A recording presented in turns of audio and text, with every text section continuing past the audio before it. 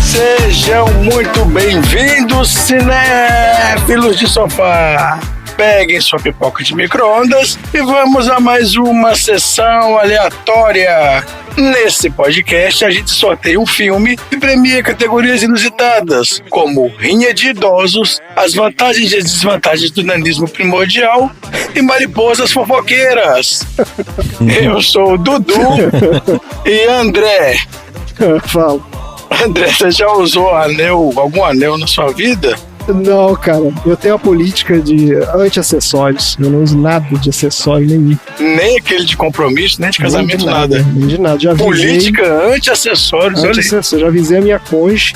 No dia que a gente começou a namorar, eu falei, ó, não me venha pedir o uso de acessórios que não vai rolar. Olha aí, curioso. Tá sabendo. Nem se for um item mágico? Se for um item mágico, a gente pode pensar. Vocês lembram daquela música do Anel do Eno? O Randy, idiota. O que foi? O Vocês Randy, lembram aquela idiota. música lá, ó, do Anel do Eno? Anel do Eno? Que pariu. É a música do Anel do Eno, que o Eno perdeu o anel, aí fica quem tá com o Anel do Eno. Tá maluco? Fala, Caetano. Essa é boa. Gostei. Não conheço, não.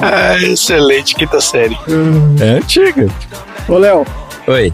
se você fosse criar um objeto, forjar um objeto para armazenar todo o seu poder, que objeto que você usaria? Seu poder de torturar as pessoas. Esse é o seu poder. Seria um apito mágico. Nossa, um apito. Excelente, um apito. Além de torturar o corpo fisicamente, você tortura a mente da pessoa também. Quando eu apitasse, as pessoas faziam burp automaticamente. Quem ouviu, faz burp. Meu Deus do céu. Esse é um pesadelo mesmo. Ai, Randy, você é bom de decifrar charadas? Não só sou bom, como eu e você fomos os grandes campeões. Começou. Os detetives da garagem com muda. toda certeza, não é mesmo? Isso é outro podcast. Tá vendo Para com isso. Mas então fica aqui uma charada pra você que depois, até o final do episódio, a gente vai decifrar ela. Beleza. Eis aqui o motivo de minha felicidade. A metade da dúzia, que está com santo de nome iniciado em consoante, ao encontrar a princesa da força antecedido de artigo feminino, de junto do deus do trovão, não vai mais. Beleza, Meu eu Deus estou do esperando. Tem que mandar por escrito isso, hein? Eu vou mandar por escrito no grupo do PDG aqui, faça até favor, o final do episódio a gente vai decifrar essa charada junto aí. Excelente, tá ótimo. E Dudu, Oi. pra você, qual é o melhor jogo de todos os tempos e por quê? Pode ser qualquer tipo de jogo, jogo de tabuleiro, jogo de esporte, qualquer coisa que seja um jogo. Nossa, ó. Na verdade, tem um que eu uso, que eu jogo todas as vezes pra dormir, que é o Buraco Online. Mas não é o melhor de todos os tempos, não. É o mais sonolento de todos pra os tempos, você. com certeza. Eu durmo com uma beleza. Você não O fica melhor com o de buraco todos os do Eno tempos, também não, né? Eu tenho os dois. Tem o anel do Eno, tem o buraco do Eno. Os jogos que eu mais gostei, que até tô jogando recentemente, quando possível, lógico, por causa do Henrique. Mas eu gostei muito Já de sei. Last of Us. E o Léo me mandou uma mensagem e falou assim: Eu sei. Skyrim tem promoção, R$50. Aí eu comprei. Cara, esse cara Boa. é bom demais. Então é isso. Vamos pegar o nosso saquinho de pipoca e levar pra Mordor pra ver se chegando lá perto elas estouram rapidinho. Muito bom. Muito bom, muito bom. Been talking. Don't you come back. I do not understand you. Don't you come back. Oh, baby, please. Don't you come back no more.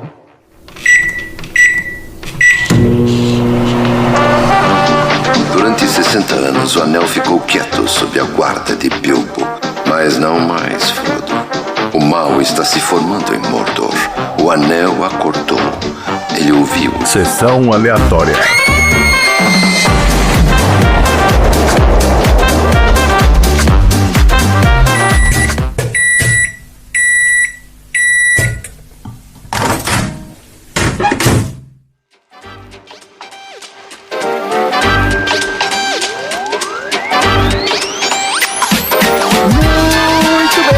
Começando mais um episódio do Sessão Aleatória, o podcast mais precioso da baixa podosfera.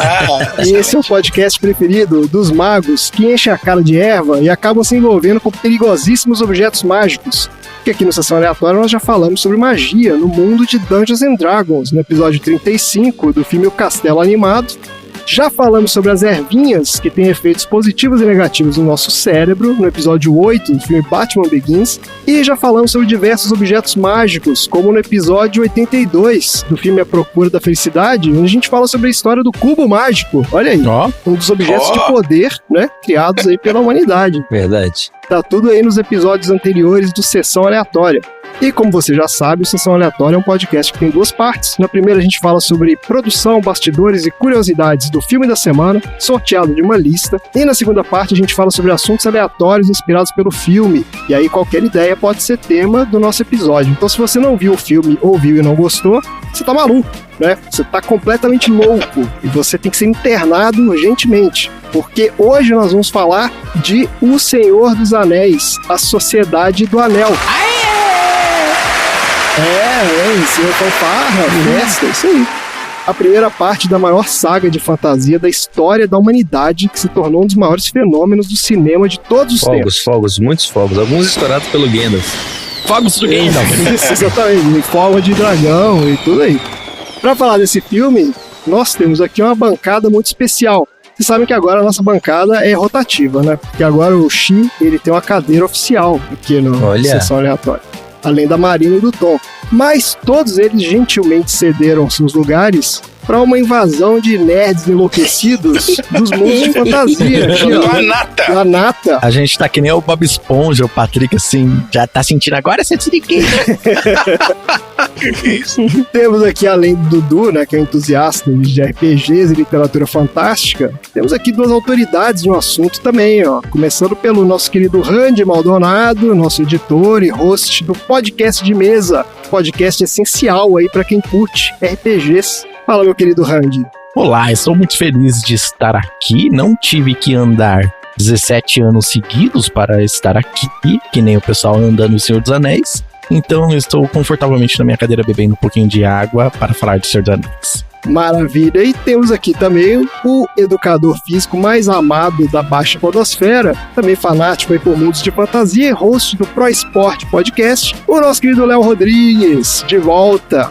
Uhul, fala, nós aqui Léo. Outra vez. Muito feliz de estar aqui novamente e já tô aqui com minha espada em punhos para evitar que orques xeretas venham atrapalhar a nossa gravação. O cara vestiu o personagem mesmo. É isso aí, minha gente. Nós estamos aqui para falar desse filme maravilhoso, mas por que nós assistimos O Senhor dos Anéis? Porque esse filme estava no baldinho dos aleatórios. Olha. Tanto baldinho. Ele virou a cara, ele deu uma pequena pausa para ele ver qual o baldinho que era. Exato. Todo mundo reparou. Multiverso dos baldinhos. Aqui, onde que tá no baldinho a explicação de que baldinho dos aleatórios. Aqui, ó, achei, pronto. É o baldinho dos aleatórios, que é o baldinho. Esse baldinho é o seguinte: a gente manda no início do ano o que é aquilo? Um formulário? Isso. Com um monte de imagem maluca, sem relação nenhuma uma com a outra. E os nossos aleatórios colocam lá quais são os filmes que, né? Qual é o filme que vem à cabeça na hora que ele vê aquela imagem. Para esse filme aqui, a imagem era o quê? Deixa eu ver aqui o que era. Com certeza era algo nada a ver, né? Olha aqui, a imagem é uma paisagem bucólica, não tem nada demais. Um rio, né, uma fontezinha aqui caindo. Tudo a ver. Uma cascata. Foi eu que coloquei, porque eu tô lembrando disso aí. A imagem do condado. Parece o condado.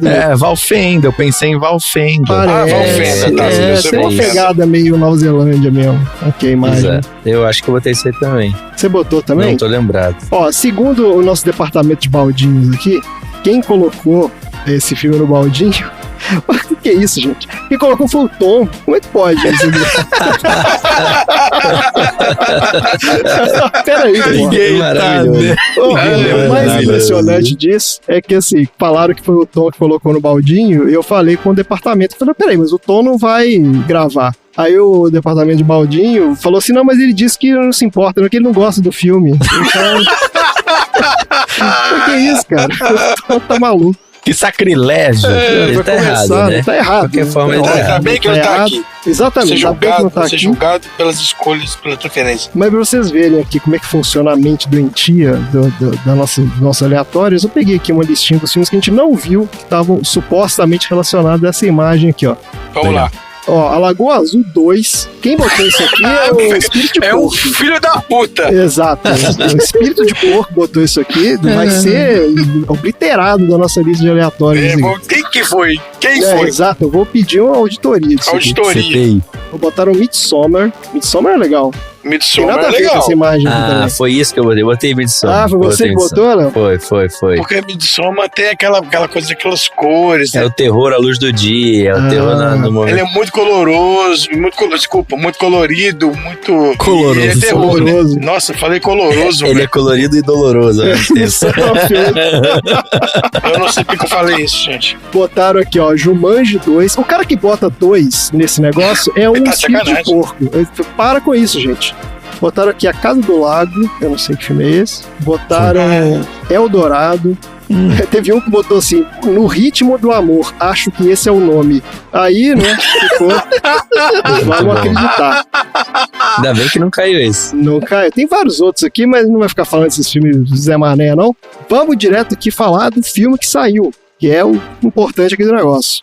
O Senhor dos Anéis, A Sociedade do Anel. Esse aqui eu escrevi essa pauta quase de cabeça, quase não precisei olhar nada pra saber Olha o que é aí. desse filme. É isso aí. Ó, Sociedade do Anel é um filme de 2001, dirigido por Peter Jackson, com o roteiro do Peter Jackson, Fran Walsh e Philippa Boyens, baseado na obra do J.R.R. Tolkien, publicado em 1954, que é um dos livros mais vendidos de todos os tempos. Vocês sabiam disso? Que o Senhor dos Sim, Anéis, né? Não. Mais de 150 milhões de cópias vendidas. Tá pouco ou tá bom isso aqui? Olha E só. não para de vender, tá? Não para de vender. Não para, tá vendendo agora. É ali. Você sucesso. for na livraria, tá que vende lá Senhor dos Anéis. Não é que vocês três leram. Ah, não, vamos falar. Calma aí. Ah, você vai falar? Vamos falar.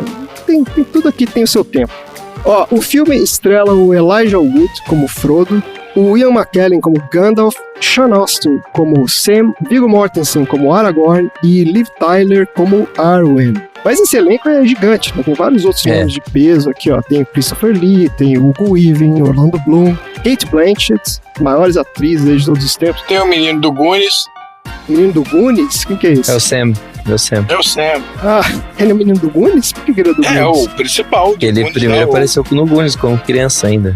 Adolescente. brincando? Né? É, ué. Você não sabe. Você não sabia? Tanto que quando ele aparece em Stranger Things, quem é mais velho fala assim, nossa, o menino do Goonies. E quem é da nossa geração assim fala, nossa, o Sam. Ele é o carinha do... Como é que chama, gente? Daquele negócio de asma. Isso, Da exatamente. bombinha de Da ar. bombinha de asma. Não, porque quando vocês falam o cara do Goonies, eu lembro daquele cara do Onde os Fracos Não Tem Vez lá, como é que é o nome dele? O cara que parece a Nayara Azevedo? Não, O quê? Gente, você andou já. O que vocês estão falando? O espanhol lá que participou de Mother também, qual é o nome dele mesmo? Não, vocês estão falando. Não, gente. Javier pera aí, Bardem calma não aí, tá vamos mesmo. botar Javier isso. Bardem, isso. É que é a Nayara Não, Azevedo, não, a cara não. da Nayara A Via Azevedo. Barter dos Goonies? não é. Calma aí. O cara dos Goonies é o Josh Brolin que eu tô falando. Pronto. Ah, tá, o Thanos. Então, é o irmãozinho mais novo. Exato, o Thanos. É o irmão mais novo do Thanos. Ele é o isso irmão que- mais novo do Thanos. do Sam. Isso, é ele. Tá bom, vamos continuar aqui que já deu muita volta aqui, né? Vou começar falando aqui um pouco da carreira do Peter Jackson, esse mago da vida real que trouxe, né? Essa mágica de trazer esse filme aí pras telas. Uhum. O Peter Jackson nasceu na Nova Zelândia e começou a carreira no cinema como produtor e diretor de filmes de baixo orçamento, no final dos anos 80. Ele ganhou destaque internacional em 1994 com o lançamento de um filme chamado Almas Gêmeas. Teve ótima avaliação pela crítica especializada e foi indicado ao Oscar de melhor roteiro original. E um detalhe importante aqui, ó, foi para fazer os efeitos especiais desse filme que o Peter Jackson fundou a Weta Digital, empresa de efeitos especiais dele aí, que depois faria os efeitos do Senhor dos Anéis. Ele fundou isso em parceria com dois amigos dele, em 93. Então, o sucesso desse Almas Gêmeas abriu as portas de Hollywood para o Peter Jackson. Logo em seguida, ele dirigiu sua primeira grande produção, que foi Os Espíritos, de 96, uma comédia de terror estrelando Michael J. Fox. Alguém viu isso? Não. Os espíritos. Nunca vi, ele devia estar bem novinho, né? Eu acho que eu sei qual que é. Ó, no entanto, foi com a trilogia O Senhor dos Anéis, lançada entre 2001 e 2003, que o Peter Jackson se tornou um dos diretores mais bem-sucedidos e respeitados de Hollywood. A trilogia ganhou 17 Oscars Todos e participou. arrecadou mais de 2,9 bilhões de dólares. Ai, que delícia. Não tá ruim, não. O sucesso do Senhor dos Anéis permitiu ao Peter Jackson realizar um sonho antigo dele, que era fazer o remake do King Kong, que era o filme favorito da vida dele. Foi lançado em 2005 e foi um grande sucesso também, de público e de crítica. Eu lembro que eu dormi nesse filme, eu não gostei não. Nossa, esse filme é Acho que eu tava horroroso. cansado de vir no cinema e eu dormi no meio. Tem aqueles filmes... Peter Jackson agora tá com esse negócio de fazer filme de 4 horas de duração também, né? Ó, depois de alguns outros projetos não tão bem sucedidos, o Peter Jackson retornou ao universo do Tolkien com a trilogia O Hobbit, lançada em 2012 Pula. Não dá pra acertar todas, né? Não. e 2014. Você não gostou não, Randy? Vamos abafar esse caso aí, né? É, então, que ó, embora tenha sido um sucesso comercial, a trilogia não foi tão bem recebida pela crítica. E em 2018 ele dirigiu um documentário chamado Eles Não Envelhecerão, que utiliza tecnologia de ponta para restaurar e colorir imagens de arquivo da Primeira Guerra Mundial.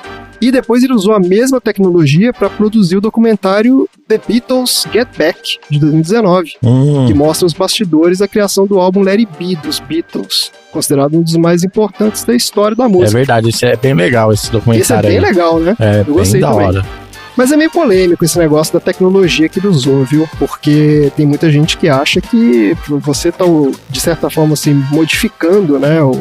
Uma coisa que era característica da época, né? Ah, pessoal chato também, né? Ó, pra falar do elenco desse filme, a gente traz o nosso quadro Viu Não Viu, onde a gente fala sobre filmes que a gente viu e os que a gente nunca ouviu falar da galera do filme. Você viu ou não viu? Eu escolhi 2 atores. Esse filme tem muita gente boa, mas eu peguei aqui os 2 principais pra gente falar um pouco. Falar do Elijah Wood, que é o nosso Tem mais querido nada. Frodo aí, né? Esse Mais filme. Não tem mais nada. Não, ele tem um trabalho importante. Não fez aqui, ó. Vamos falar Não, falar qualquer aqui, ó. trabalho ele era o Frodo. Ele começou a carreira aos 7 anos de idade, Léo. Olha aqui. Presta atenção. Ele participou de comerciais e videoclipes. A estreia dele no cinema aconteceu em 1989, num grande clássico que foi o De Volta pro Futuro 2. Olha aí. Que tem episódio aqui no Sessão Aleatória, ó, episódio 65, pra quem quiser dar uma conferida lá. Ele faz uma pontinha lá. Ele faz o quem nesse filme? Parece que ele faz um garoto que tá jogando fliperama, que fala aqui. É uma pontinha tipo, mesmo, né? Não é nem aqueles figurante, meninos né? do patinete, Não, acho que ele faz alguma figuraçãozinha. Ó, depois de participar de diversos filmes sem muito destaque, ele teve o primeiro papel importante em 96. Ele é o protagonista do Flipper, o golfinho. Olha aí! Nossa, não lembrava disso. Ah, então. Vocês não estão ligados na carreira do cara. Mas tem um outro filme que é importante com ele. Lembra aí do que outro filme importante que tem com ele? É o filme que ele fez com o Macaulay Culkin. Eu não sei se é o Anjo Malvado, que chama. Que o Macaulay Culkin é um... Anjo Mal. Isso, Anjo Mal. O Macaulay Culkin é um menino psicopata mesmo. Ah, Ele disputa a mãe do Elijah Wood com ele. que? Uma loucura. Disputa a mãe do Elijah Wood? Como assim, cara? Porque ele começa a fazer uns negócios, eu não sei se ele é adotado ou se ele vai morar com a mãe. Eu acho que ele perdeu os pais e aí vai morar com o primo, com a tia. E aí ele começa a disputar Tipo, a ele atenção começa a da fazer mãe? um monte de coisa, isso, a atenção dela, mas assim, fazendo um monte de coisa e culpando o Elijah Wood. Sacou? E o Elijah Wood ficou louco. Falou assim, nossa, ele é psicopata, não sei o quê. E a mãe fala assim, não tem nada a ver, nada de maluco, não sei o quê. A mãe começa até a desconfiar do Elijah Wood e tal. É uma maluquice esse filme. Aqui, até isso mesmo, você tem razão. O Anjo Malvado, ué, 93. Anjo tá aqui. Malvado. Elijah Ah. Wood e Macaulay Culkin. Ó, uns outros filmes que ele fez aqui, ó. A gente assistiu esse aqui, ó. Brilho Eterno de uma Mente Sem Lembranças, né? 2004. Esse é o primeiro papel dele depois do Senhor dos Anéis. E a gente tem um episódio aqui também, episódio 53. Ele também tá no Sin City, A Cidade Sin do City. Pecado, de 2005, É bom. do Frank Miller, né? Que adora... Bem. Olha aí! Olha aí! Aí! Eu Baldinho? quero colocar o Sin City no baldinho Mega Blaster aleatório. Boa, maravilha, vamos lá. E olha aqui, o trabalho mais recente dele foi um filme chamado Ted Bundy, A Confissão Final. Ele não faz aquele Hooligans também, não? Fez. É Hooligans, né? Ele fez também. Hooligans, é. Ele tá também no Impacto Profundo, em 98, aquele filme do Meteoro lá com Nossa. o Morgan Freeman. Verdade. Ah, sim, ele é o menino. Andando que- de bike lá. Então, agora, olha só, onde que a gente não viu o Elijah Wood? Ele tá numa série de TV muito doida, chamada Wilfred. Vocês já viram isso? Não. Não. É a história de um homem deprimido que, inexplicavelmente, é o único que pode ver o cachorro do vizinho como um homem crescido é uma roupa de cachorro. Cara, é literalmente um cara vestido de cachorro, fazendo papel de cachorro, e ele conversa com o Elijah Wood. O Elijah Wood é o tal do cara deprimido aqui. É meio que um Calvin do inferno, cara. É um negócio meio... Procura aí a foto desse filme, só pra você ver o cara vestido de cachorro, que é um troço A foto é inacreditável, bizarra cara. mesmo, é bem bizarro. bizarro. É o cara lambendo a cara dele, vestido de cachorro. E vamos falar também do Sir Ian McKellen, que fez o Gandalf nesse filme, que é um dos atores Sensacional, mais sensacional. reverenciados, né, do Reino Unido. Uma carreira de mais de 6 décadas. Esse cara começou no teatro em 1961 e em 65 ele se juntou à Royal Shakespeare Company, se tornando um dos atores mais proeminentes do Reino Unido. Embora ao longo da carreira ele tenha atuado em diversos filmes, o foco dele sempre foi o teatro. Então a atuação dele no cinema, até ali mais ou menos metade dos anos 90, foi relativamente discreta. Isso começou a mudar em 95, quando ele fez o papel de protagonista num filme chamado Ricardo III, que é uma adaptação da peça do Shakespeare, transportando a ação para o Reino Unido dos anos 30. Foi um grande sucesso de crítica e o Ian McKellen entrou no mapa de Hollywood. Só que o papel que mudaria a carreira dele veio uns anos depois, em 98, em um filme chamado O Aprendiz, do Bryan Singer.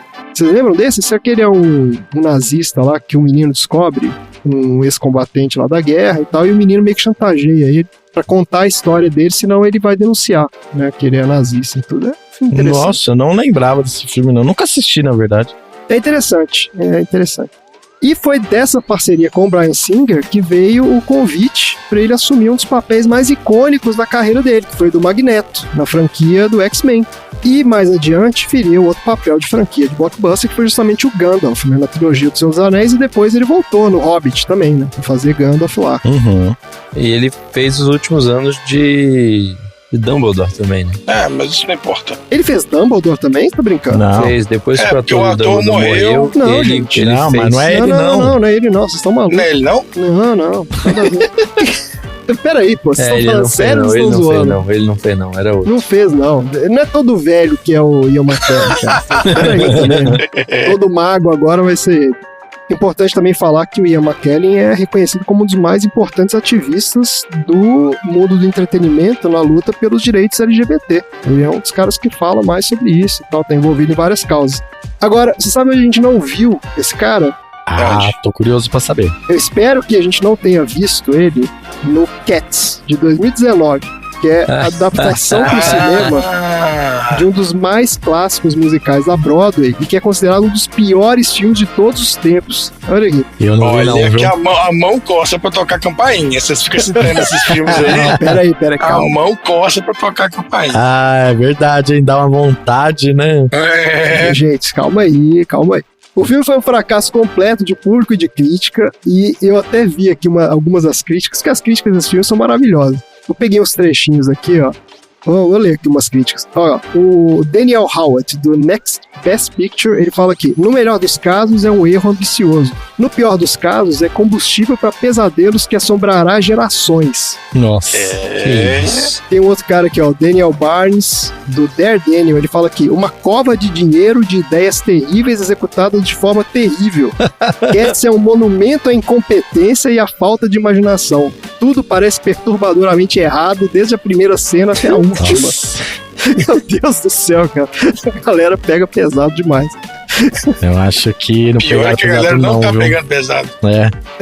Aqui a Lonita Cook, ela do KCTV News at 9, ele fala aqui: com todo respeito às pessoas que amam esse musical, esse é o pior filme do ano e do ano que vem também.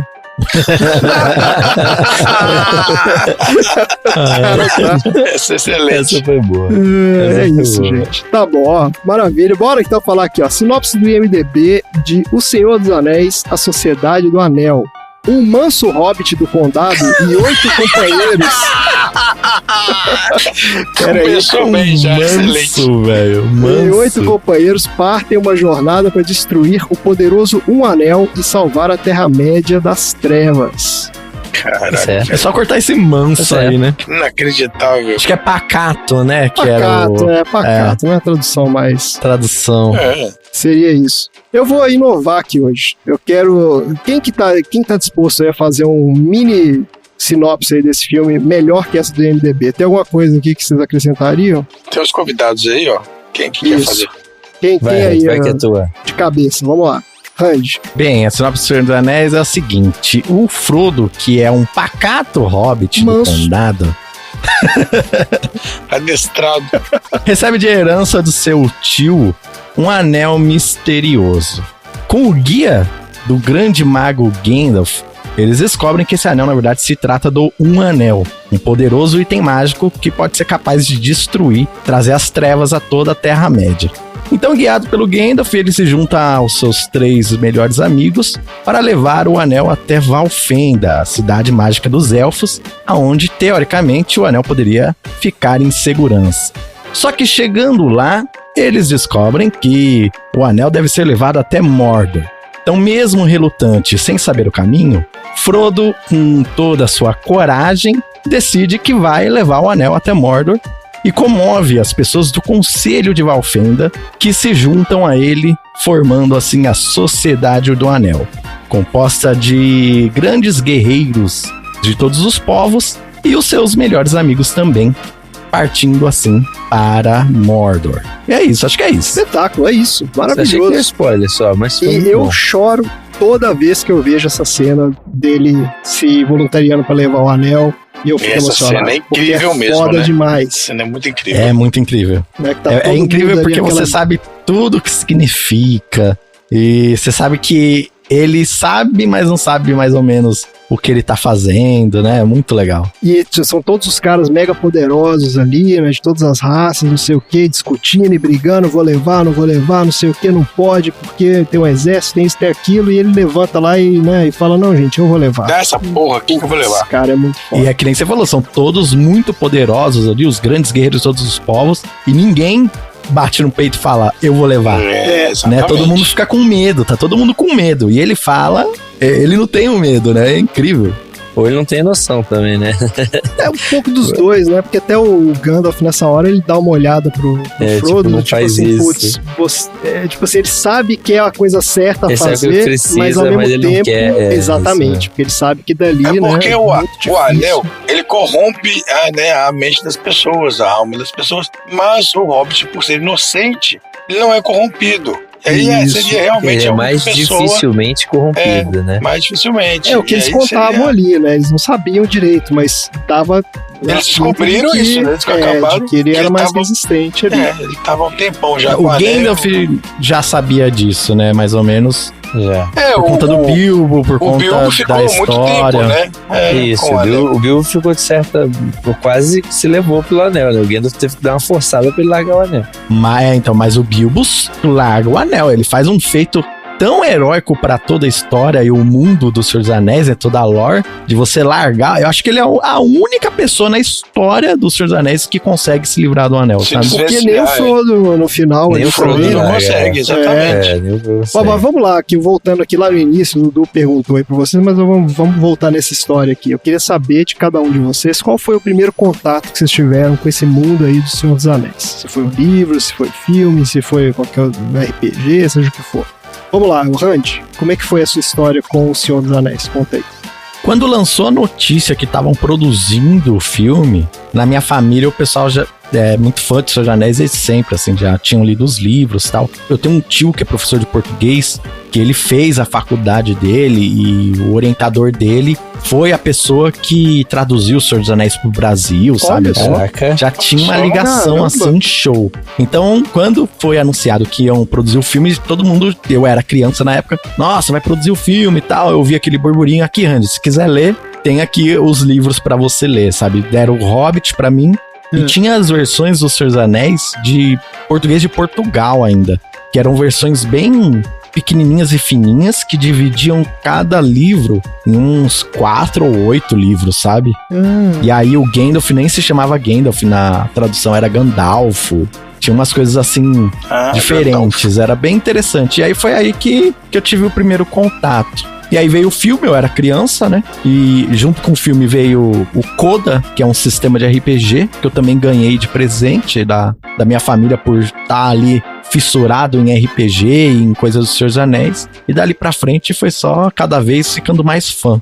Coda é um sistema pra jogar Senhor dos Anéis? Isso, um sistema antigo. Hoje em dia eu acho que ele não rola, mas tem outros sistemas que fizeram mais sucesso. Mas acho que foi um dos primeiros que saiu esse Coda aí. E ele utilizava as imagens do filme do Senhor dos Anéis e tal, era bem legal. Oh, que legal. Tem bem recente agora o sistema de RPG One Ring, né? Isso foi lançado ano passado. Isso. E você, Léo, como é que foi essa história aí com... Bom, 2001, né, o filme, eu tinha 5 anos. Então, Eita, olha, Caraca, Léo, meu primeiro puta merda. contato faz foi o questão de filme. lembrar Tá isso pra merda, todo velho. A mundo. gente tava na faculdade. É. Requintes de sadismo, né? Olha o meu apito mágico, cadê? Ai, Fala aí. Ai. Então foi vendo o filme, eu lembro se na época ainda era VHS, ou se a gente já tinha DVD, mas pela casa que eu lembro, acho que a gente teve o DVD, o VHS de Senhor dos Anéis, a Sociedade do Anel, e eu, assistia todo o almoço, tá ligado? Todo o almoço, morria de medo da Galadriel na selva, lá na floresta, quando eles chegam lá, ela fez aquela cara fantástica, eu tinha um medo terrível da Galadriel. E logo depois de assistir, meu pai, né, eu já contei isso lá no podcast de mesa, que na cidadezinha que eu morava, que eu moro até hoje, né, tinha uma torre de telefone. Então eu e meu pai, a gente saía pelas trilhas, pelo meio do mato, e ele falava, cuidado, é a torre, o olho tá procurando, o olho de Sauron tá procurando você. Olha Não sei só. o que. Olha Ele só. fez um papel, envelheceu um papel, fez um mapa envelhecido, então a gente tinha que ir só. e chegar até Mordor pra jogar o anel, não sei o que. E aí a gente ficava fazendo um RPG live action, eu e ele, de Senhor dos Anéis. Então esse foi o meu contato aí com o Senhor dos Anéis, foi assim. Porra, que seu pai é maravilhoso. praticamente da nossa idade, né? Então, por É. isso mesmo. Pode crer. É mais ou menos isso. E você, Dudu, como é que foi a história aí com o Senhor dos Anéis? Ó, a minha principal referência foi o meu primo, o André. É, Que a Conheço. gente Sei realmente. Que me introduziu no RPG quando a gente tinha, sei lá, 12, 13 anos. Foi isso? foi por aí, né? Por aí. Maravilhoso e a gente- sistema. A gente jogava. Tinha o GURPS. É verdade, a gente jogava GURPS, aquela loucura, cheia de detalhes. Mas a gente até jogava RPG da leitura, né? Leitura tinha lá em Savassi tinha uma área lá que a galera jogava RPG também. Era uma livraria que tinha. Mas ali, eu né? nunca Tinha essa me coisa. atinei a ler esses livros, não. Então, a minha referência foi depois, quando saíram os filmes mesmo, que você falou comigo, que eu comecei a assistir. É Mandou interessante. bem, André. Eu fui ler os livros depois do filme também, por incrível que pareça. Eu conhecia, né, a história e eu sempre gostei também de literatura fantástica e tudo. Eu tentei ler o livro quando era mais novo, não rolou pra mim na época. Muito pesado. Eu tenho o Silmarillion. Mas você sabe, então, é exatamente isso que eu ia falar. Porque o que aconteceu comigo foi que eu descobri, né? Alguém me falou que o Senhor dos Anéis, na verdade, não, você tem que começar a ler o Silmarillion, que é começa a história ali. E você falou isso comigo, aí eu comprei o Silmarillion. Exatamente. Então eu queria ler na ordem, né? Na ordem cronológica. E eu fui ler o Silmarillion e é uma loucura, né, cara? Não dá Exato. pra ler. É né? difícil É uma também. bíblia, né? Ah, maluquice. É, exato, porque ali é o cara registrando pensamentos meio que aleatórios dele sobre aquele mundo. Mas Não é tem uma nem um livro tão história ali. grande. Ele Não não é é, nem tão mas- grande, mas ele é cheio de De personagens. referência, de referência. personagem, de um monte de coisa que ele não explica nada também, né? Não tem Que muito o cara contexto provavelmente ali. tinha um monte de anotações e ele Isso, exatamente. resumiu isso, cara. Me deram essa ideia genial de começar a ler o filme. Eu fui ler, não gostei, não consegui ler e perdi o interesse, então não li mais. Eu só fui ler depois do filme. O glossário do Silmarillion é quase o tamanho do livro, né? Exato. Exato. As referências do glossário. né? referência. Pois é. O Silmarillion, ele é meio que uma referência mesmo do mundo ali e tudo, mas, porra, só faz sentido você ler aquilo depois que você já conhece a história, já conhece os personagens e tal. Não tem sentido nenhum tentar ler do início, né? Mas, enfim, foi isso também. Então vamos lá, vamos falar um pouco mais dos filmes aqui, ó. Vamos desse filme especificamente, né? Eu mesmo tava revendo agora, eu revi a versão estendida. Vocês viram a versão qual? Estendida, Cinema? não existe outra versão, mas não. É pra mim também. É, Eu, agora- depois que lançou a versão estendida, pra mim a do cinema não existe mais. Eu nem sei mais qual é a diferença. Uhum. Eu vou confessar que com a minha rotina, eu não consegui assistir o filme inteiro de novo. Ah, Mas você tem Mas justificativa eu pra isso. Você tem fui justificativa. até Valfenda. Quando eles chegaram em Valfenda, eu não consegui mais ver. Mas você já viu Não deu várias tempo. vezes, imagina, né? Esse filme? Já. Então, eu É, vi então. todo almoço. Não, eu também. Eu cheguei antes. Eu tenho uma trabalhei o pergunta, dia André, pra inteiro. você. Fala. Você sabia mais falas desse filme ou do Batman? Não. Eu sei mais falas do Batman. Ok. Eu acho que eu vi mais vezes. Mas desse eu lembrava de várias falas também. Só que. Eu também não reassisti o filme dessa vez, não. É porque eu assisto todos os anos os 3 Senhores Anéis versão estendida, pelo menos uma vez por ano. E todos pois um é, ué. atrás do outro, assim, uma maratona Eita. dos 3. Aí sim, esse é o cara é E profissional. Chamaram o cara certo. eu tô meio gripado e trabalhei o dia inteiro. Cheguei em casa, eu nem consegui ser torturado pelo Léo hoje. E aí eu cheguei 6 horas da tarde, cansado, comi alguma coisa e botei o filme pra ver. Comecei a ver, decidi dormir, voltei. Quando eu acordava, via lá o Balrog lutando com o Gandalf, depois dormi de novo. E aí no final eu vi a luta final lá, mas já sabia também como é que o filme é. Essa Então, luta final é muito boa. Essa luta final é Tranquilo. muito boa. Não, uma Exato. coisa que aconteceu comigo com relação a esse filme foi que quando eu vi a trilogia no cinema, eu lembro que eu tinha a impressão de que esse filme era o mais fraco dos 3. Porque ele é um filme que entre aspas, mais acontece lento, menos né? coisa, é menos introdutório, né? é mais lento, etc. Mas à medida que eu fui revendo depois em casa, e as versões estendidas e tudo, eu passei a gostar desse mais do que dos outros. Hoje é o que eu mais gosto, esse aqui é o que eu mais vi. Várias vezes. Ele eu é revi, impressionante. assim. Muita coisa acontece nele, muita coisa. Muita coisa acontece e tem toda a coisa da introdução do mundo, dos personagens, porque os outros é muita batalha, né? É legal a batalha Isso, e tudo, mas sim. esse aqui tem mais a coisa do lore, né?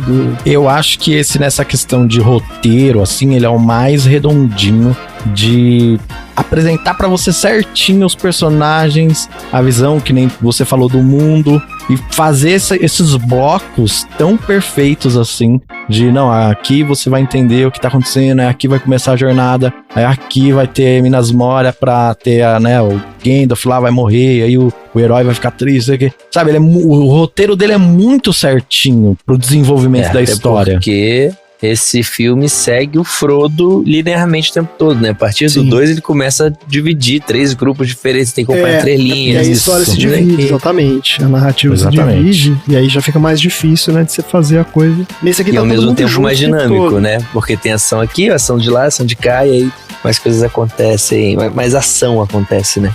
Acho que é essa percepção que o pessoal tem de que esse é mais parado, mas porque ele tá em uma única linha do tempo É ali. isso. Mas a modulação do roteiro é muito perfeita. Eu acho que ele trabalha bem a coisa do... Bom, o tanto de lugar que a gente conhece nesse filme, cara. Você começa no Condado, aí você vai pra Bree, Valfenda, aí depois você vai pra Valfenda, depois tem Isengard, Lothlórien, tem todos os lugares principais, assim, você já tá, né? Você já vai conhecendo tudo aí. Inclusive essa versão estendida, o que eu lembro que tem muito nela, que não tem no filme do cinema, é aquela parte da Cidade dos Elfos. Da Cidade dos Elfos da Floresta, na verdade, né? Aquela segunda parte lá que... É que eles encontram. É Lothlórien que Eles encontram chama. Galadriel. Isso, quando eles encontram Isso a mesmo. Galadriel, exatamente. Aquela parte é bem maior na versão estendida. De resto, eu acho que são várias inserçõezinhas assim, ao longo da história, né? Mas ali eles gastaram um tempo mesmo. Mas não tem como, o Senhor dos Anéis, assim, perfeito. É difícil encontrar alguma coisa pra falar mal desses filmes. Não, assim, gente. né? E é de 2001, tem 22 anos, o filme continua Nossa, Cara, isso é os impressionante. efeitos especiais Os efeitos são bons. estão aí. É. Dos 3 filmes, eu acho que esse ainda, como ele foi feito também, né, primeiro que os outros, eu acho que eles ainda não tinham a noção exata de como é que ia ser o Gollum, eles não tinham ainda algumas coisas muito bem definidas. Então, tem algumas coisas aí que não são... talvez tão bem feitas quanto nos outros 2. Mas, porra, é isso mesmo, cara. Você para pensar que é um filme de 20 anos. E ele se segura bem ali na parte dos efeitos. Tem um efeitinho ou outro ali que você vai vendo 4K, não sei o que, já não tá tão perfeito. Mas é incrível, cara. A criação do mundo ali, pô, é perfeita. Né? E você falou que você sempre chora na cena do conselho lá. Toda vez. E eu sempre choro na cena do Boromir. Nossa, meu Deus. A redenção do Boromir. É tudo demais muito também. rápido, né? A traição, a redenção e a superação. A superação, no final ele morre como um dos maiores heróis de todos, sabe? Falando que Isso. seguiria Em todas as batalhas, meu rei. Tipo, nossa, que da hora aquela cena. E ele suporta 4 flechadas pra dar tempo deles fugirem, né? É, cara, Ele vai é, tentando. leva. E parte pra cima, com flecha nas costas. E ele, acho que ali é que ele dá confiança pro Aragorn também, né? A partir daquele Também. momento ali, pô, virar um herói de fato. Porque ele Exatamente, não tava agora que era todo inseguro ali, Exato. Ó, excelente, minha gente. Mais algum comentário aí? Mais algum? Eu queria fazer 2 comentários. Diga. Então, se caso apareçam os outros 2 filmes, a gente tentar manter esse grupo de discussão. De aventureiros. Ó, gostei. Isso, manter a nossa saga. Tal qual a Sociedade do Anel, você tem o meu apito. Calma. Tá pra sair o Dungeons and Dragons e eu gostaria também que esse grupo se reunisse pra fazer um Dungeons and Dragons aqui. Ah, é mesmo, vai ter o filme, né? Do Vai ter o Dungeons and filme Dragons daqui a agora. pouco Boa, aí. boa. Tô Ah. ansiosíssimo pra esse filme. Pô, mas pode botar filme que não saiu ainda? Pode, pode. já vou mandar aqui pra organização. Desde A organização que nem o sabe, sorteio relaxa. seja feito depois do lançamento do Esse filme. filme não vai sair no baldinho, antes do filme sair, não. É, tem isso também. Coloca aí, um baldinho Mega Blaster, Isso. Dungeons and Dragons. Honra entre A rebeldes. honra entre ladrões. rebeldes, entre ladrões. Rebeldes entre né? rebeldes. É, ladinos, né? E eu queria falar uma coisa. Se você que tá ouvindo acha que esse episódio demorou muito pra sair ou que saiu muito cedo, o Sessão Aleatória nunca está atrasado e nem adiantado. Ele sempre chega quando tem que chegar. Olha aí. Precisamente no momento em que ele Não, tem que é chegar. engraçado que é o recado pra ele mesmo, né? que o Léo que é o cara fica que 5 fica horas da pedindo. manhã. Exatamente. Pô, pelo amor de Deus.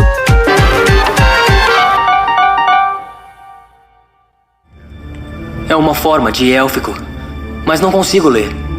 Há quem consiga. É o idioma de Mordor, o qual não ouso pronunciar.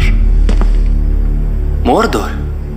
No idioma comum diz: um anel para todos governar, um anel para encontrá-los, um anel para a todos trazer e na escuridão aprisioná-los.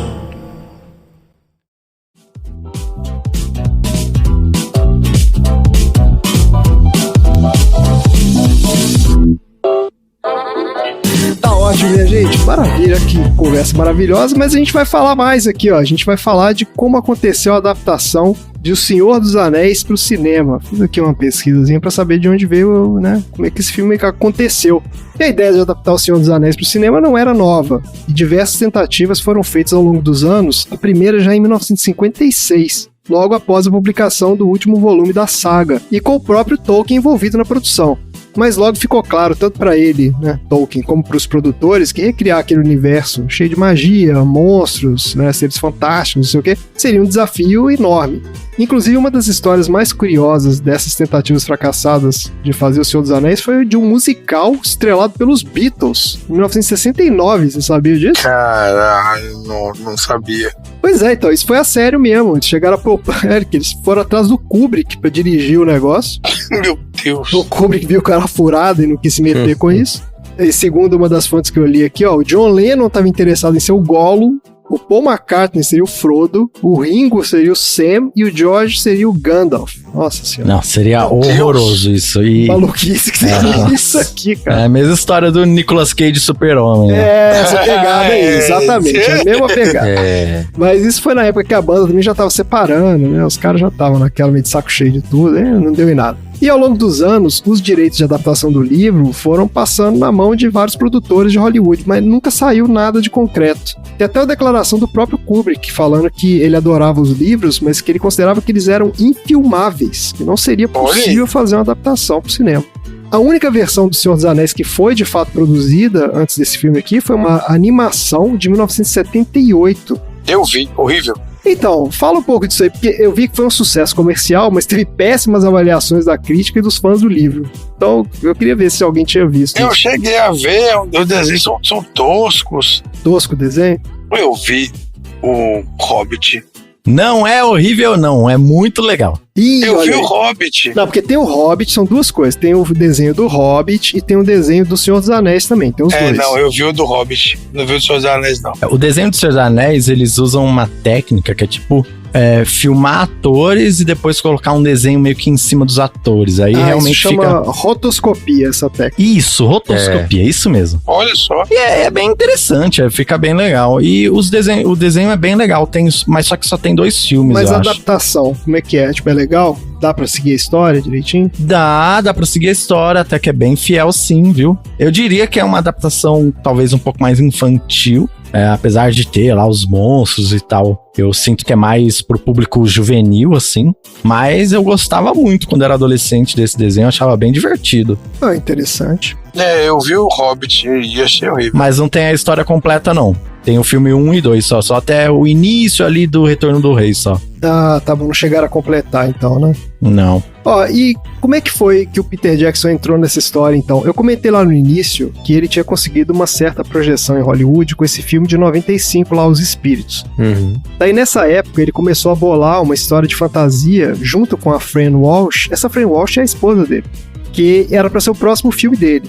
E eles começaram a revisitar a obra do Tolkien como referência. Só que nesse processo, eles se viram cada vez mais envolvidos com a história do Senhor dos Anéis, ao ponto de que eles não conseguiam muito escapar do livro. Tentavam criar alguma coisa original, mas eles sempre voltavam para os mesmos tropos, né, para os mesmos os clichês da história e tal. Até que de repente deu um estalo neles, e eles falaram assim, pô, por que a gente não tenta adaptar o livro então, né? E nessa época, o Harvey Weinstein, vocês lembram desse cara, o sex offender lá? Ah, sim. Então, o escrotão lá de Hollywood. Esse cara era o chefão da Miramax e era o produtor mais fodão de Hollywood. Ele tinha um acordo com o Peter Jackson, que é um negócio chamado First Look Deal, que é basicamente assim, um acordo que qualquer coisa que o Peter Jackson fosse fazer, ele levaria primeiro para esse Harvey Weinstein, para ver se o cara queria, né, bancar o negócio, e ele decidir se ele ia produzir ou não. E o Peter Jackson então ligou para esse cara e propôs a ideia de fazer uma trilogia, que seria um filme baseado no Hobbit, e caso ele fosse bem sucedido, eles fariam mais 2 filmes adaptando O Senhor dos Anéis. Daí esse Weinstein gostou da ideia e foi correr atrás dos direitos de adaptação dos livros. E o que aconteceu foi que ele conseguiu adquirir os direitos do Senhor dos Anéis, mas não do Hobbit, porque o do Hobbit estava enroscado lá numa disputa lá entre o estúdio, o produtor, não sei o quê. Então eles decidiram seguir adiante com O Senhor dos Anéis. E o Peter Jackson sugeriu manter a estrutura de trilogia. Esse seria o jeito mais lógico de adaptar o livro, né? Mas o Weinstein não topou. Falou que achou muito arriscado, não sei o que. Eles chegaram a um acordo lá, não, vamos manter então 2 filmes. Então a ideia era fazer 2 filmes do Senhor dos Anéis. Só que à medida que o Peter Jackson ia trabalhando no roteiro, esse Weinstein foi ficando cada vez mais preocupado com a grana. Porque ele viu que, o roteiro começa a ter uma porrada de personagem, aí tem um monte de cidade, aí tem um monstro, um escambau, né? Falou, cara, isso aqui brincadeira vai ficar cara. E ele tentou negociar com outros estúdios para rachar a conta do negócio. Só que como ele era tretado com todo mundo em Hollywood, que ele era um escroto, ninguém topou. Então ele voltou pro Peter Jackson e falou assim, não vai rolar fazer 2 filmes não, vai fazer um só. Aí o Peter Jackson falou, beleza, pode ser um filme, mas que tenha 4 horas de duração. E o Weinstein falou assim, não, é um filme e é 2 horas de duração, e é isso. E aí ficou uma disputa entre os dois, né? Esse Weinstein chegou a ameaçar demitir o Peter Jackson e colocar o projeto na mão do Tarantino, que era brother dele. Nossa. Seria outra loucura. Só que aí o agente do Peter Jackson conseguiu convencer o cara a abrir mão do projeto. Tipo assim, deixa com a gente e a gente vai buscar outro estúdio pra tocar o negócio. Não precisa gastar seu dinheiro com isso. Lá pelas tantas, esse cara topou e deu pro Peter Jackson 3 semanas pra achar outro estúdio pra produzir o filme. Só que esse 3 semanas foi uma sacanagem mesmo, porque ele achava que não ia conseguir. Que não ia conseguir, exatamente. Que falou, o cara não vai conseguir, vai voltar aqui abanando o rabo, né, pra fazer o filme só. Só que o Peter Jackson conseguiu. Ele vendeu essa ideia pra New Line Cinema, né, um esquema muito melhor, na verdade. Que esse New Line topou fazer a adaptação em 3 filmes, que seriam filmados simultaneamente. Até é curioso, porque a ideia de filmar simultaneamente veio do próprio Peter Jackson, e não foi só por questão financeira, não. Assim, é óbvio que seria muito mais barato filmar os 3 ao mesmo tempo, mas era uma questão logística, porque várias das locações que ele queria usar para o filme eram remotas, de difícil acesso, então eles iam ter que construir estrada, ia ter que construir uma mega estrutura para chegar, né, nos lugares. E, depois que o filme acaba, você tem que voltar tudo como era antes, né? Então, assim, não faria sentido fazer isso 3 vezes, né? Exato. O orçamento que a New Line colocou na mão do Peter Jackson foi de $60 milhões por filme. Então, 180 milhões aqui no total. Beleza. Só que o Peter Jackson falou que ia ser impossível fazer com essa grana. Aí, o que ele fez? Ele montou uma versão de 26 minutos da Sociedade do Anel para levar para os executivos do estúdio e convencer os caras a soltar mais dinheiro. Os caras ficaram tão maravilhados com o que eles viram que eles toparam subir o orçamento para 94 milhões por filme. Olha aí. Fizeram bem. Fizeram bem. Aqui, o total foi 281 milhões de dólares na época, que equivale hoje a mais de 500 milhões de dólares. Tem que entender a preocupação dos caras, porque é muita grana pro negócio É que... muito dinheiro. Se não der certo, né, Um velho? filme de nerdola que na época não era mainstream. Pois é. Com o risco que os caras estavam correndo, Pouca né? gente Foi. conhece e tal, assim, não é todo mundo que conhece. Tiro no escuro total, porque na época diziam que trilogias não funcionam, né? E tem isso também, né? Não, e o próprio Peter Jackson não era um cara conhecido na época, sabe? O cara não é um Spielberg, porra. Você vai botar um projeto desse na mão do cara, os caras tiveram muita... Ah, não, mas ele já tinha feito... Tinha feito o Espíritos lá.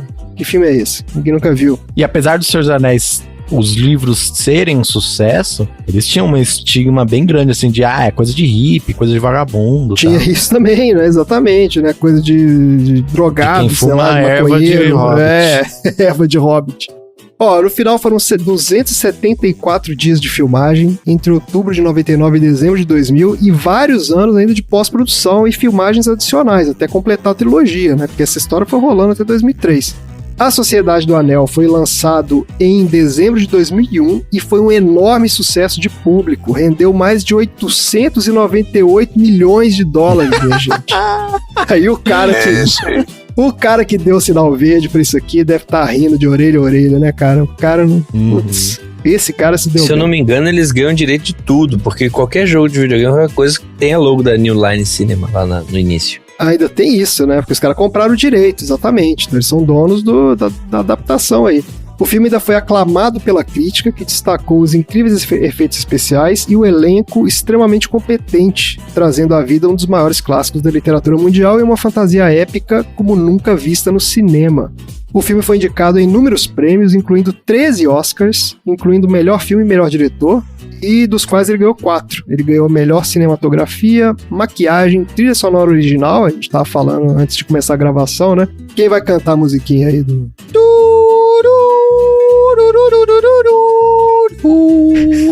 Olha aí. E ainda ganhou melhores efeitos visuais também. O que a única coisa que esse filme não ganhou ainda foi um troféu aleatório. Então eu acho, né, que a gente precisa fazer essa reparação histórica e conceder troféus aleatórios pra esse filme. Bora pro troféu? Vamos nessa. Bora! Bora!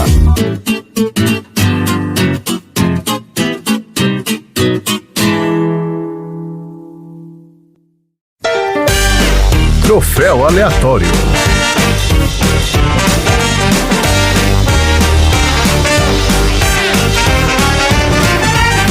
Vamos lá então para os troféus aleatórios aqui para O Senhor dos Anéis, A Sociedade do Anel. Quem quer lembrar para o nosso ouvinte aí qual é o significado de um troféu aleatório?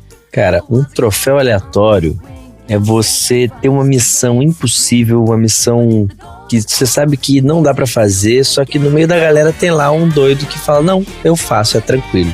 Então o troféu aleatório é você ter essa pessoa na sua presença, a pessoa que vai e resolve. Maravilhoso, vamos então para a nossa rodada de troféus.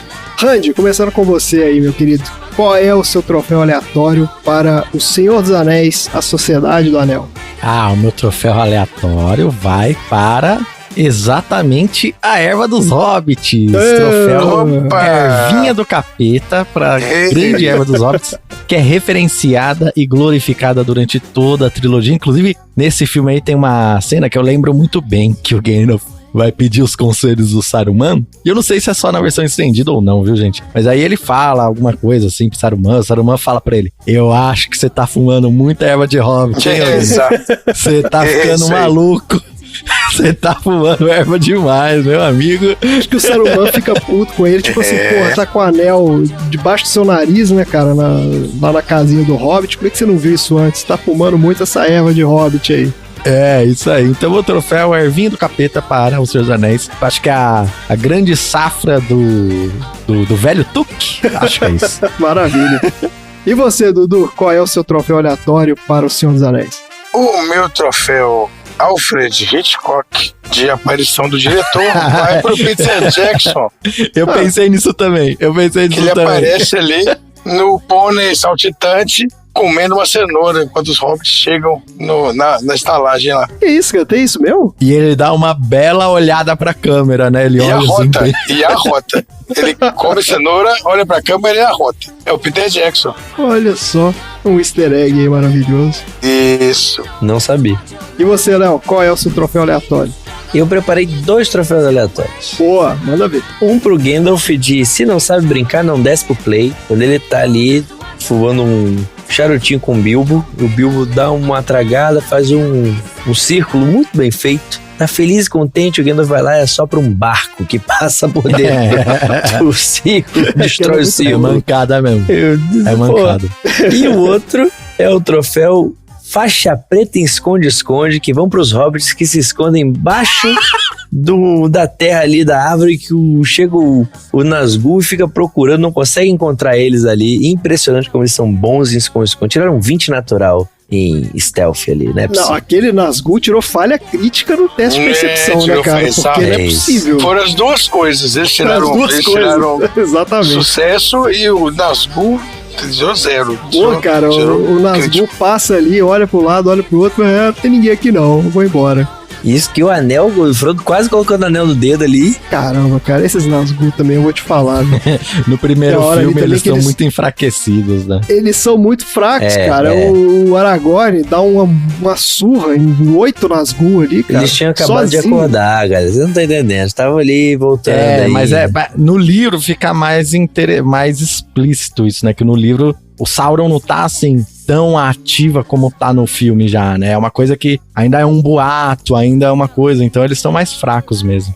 É, mas no filme ficou esquisito aquele negócio ali. Porque todo mundo fala, o Nazgûl e o Aragorn só... O Nazgûl foge do Aragorn, pô, com a tocha. É, exatamente. Mas inclusive eu tenho 2 coisas pra falar também do filme que eu esqueci de falar das minhas opiniões. Primeiro que ninguém gosta do Frodo no filme, eu entendo. E no livro ele é muito diferente. No livro o Frodo é muito corajoso, muito mais heróico, assim. Eu gosto pra caramba do Frodo. No filme ele tá sempre amedrontado, né? Ele tá sempre meio relutante, assim. Realmente no livro não é assim, né? É com cara de quem tá prendendo o peido. No livro é diferente, então. Ele é mais No decidido. livro é diferente, o Frodo é bem legal, bem legal. E na cena em que a Arwen para ali no riacho, vem aqueles cavalos de água ali, nunca ficou explicado direito aquilo, né? Mas quem faz aquela magia não é ela, é o Elrond. Ah, é? Ela pede ajuda pro povo dela, Isso, ela chega ali no rio e ela pede ajuda pra terra dela, do povo élfico, e pro Elrond, que é o pai dela, falando, me ajuda, cheguei em casa, Tadaima. E aí ele que manda os cavalos. No livro é mais fácil de explicar, no livro fica ali mesmo, eu como achava se que ela fosse era ela. poderosa pra fazer aquilo mesmo, mas depois ela não tem mais essa... Não, tanto que ela leva um susto na cena, assim, quando aparece os cavalos, ela vai, eita! Ah, é? Aquilo é exatamente, no filme é até difícil entender, né? Porque é meio que ela faz a magia, mas ela mesmo se surpreende com o resultado, né? Você fala, pô, mas não foi você que falou isso, né? E na verdade não era aquilo, né? Faltou umas ceninhas aí pra explicar essas coisinhas, né? Ela deu um também. bate-sinal ali pro Elrond, na verdade, né?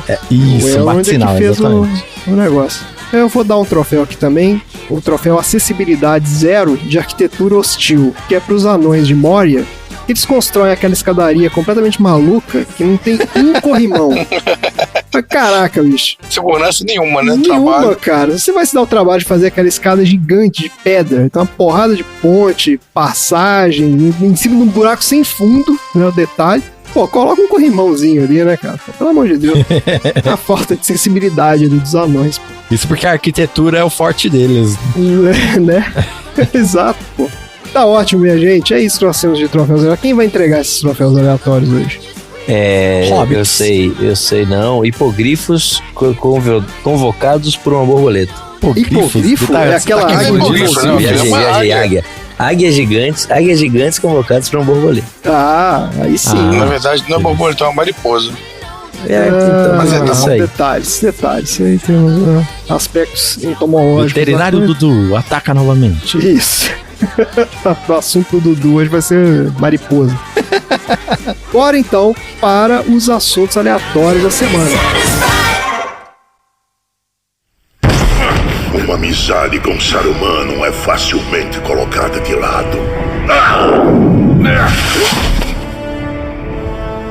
ato de maldade merece retribuição. Agora acabou. Abrace o poder do anel ou abrace sua própria destruição. Só há um Senhor dos Anéis. Só uma pessoa pode comandá-lo. E ele não compartilha o poder.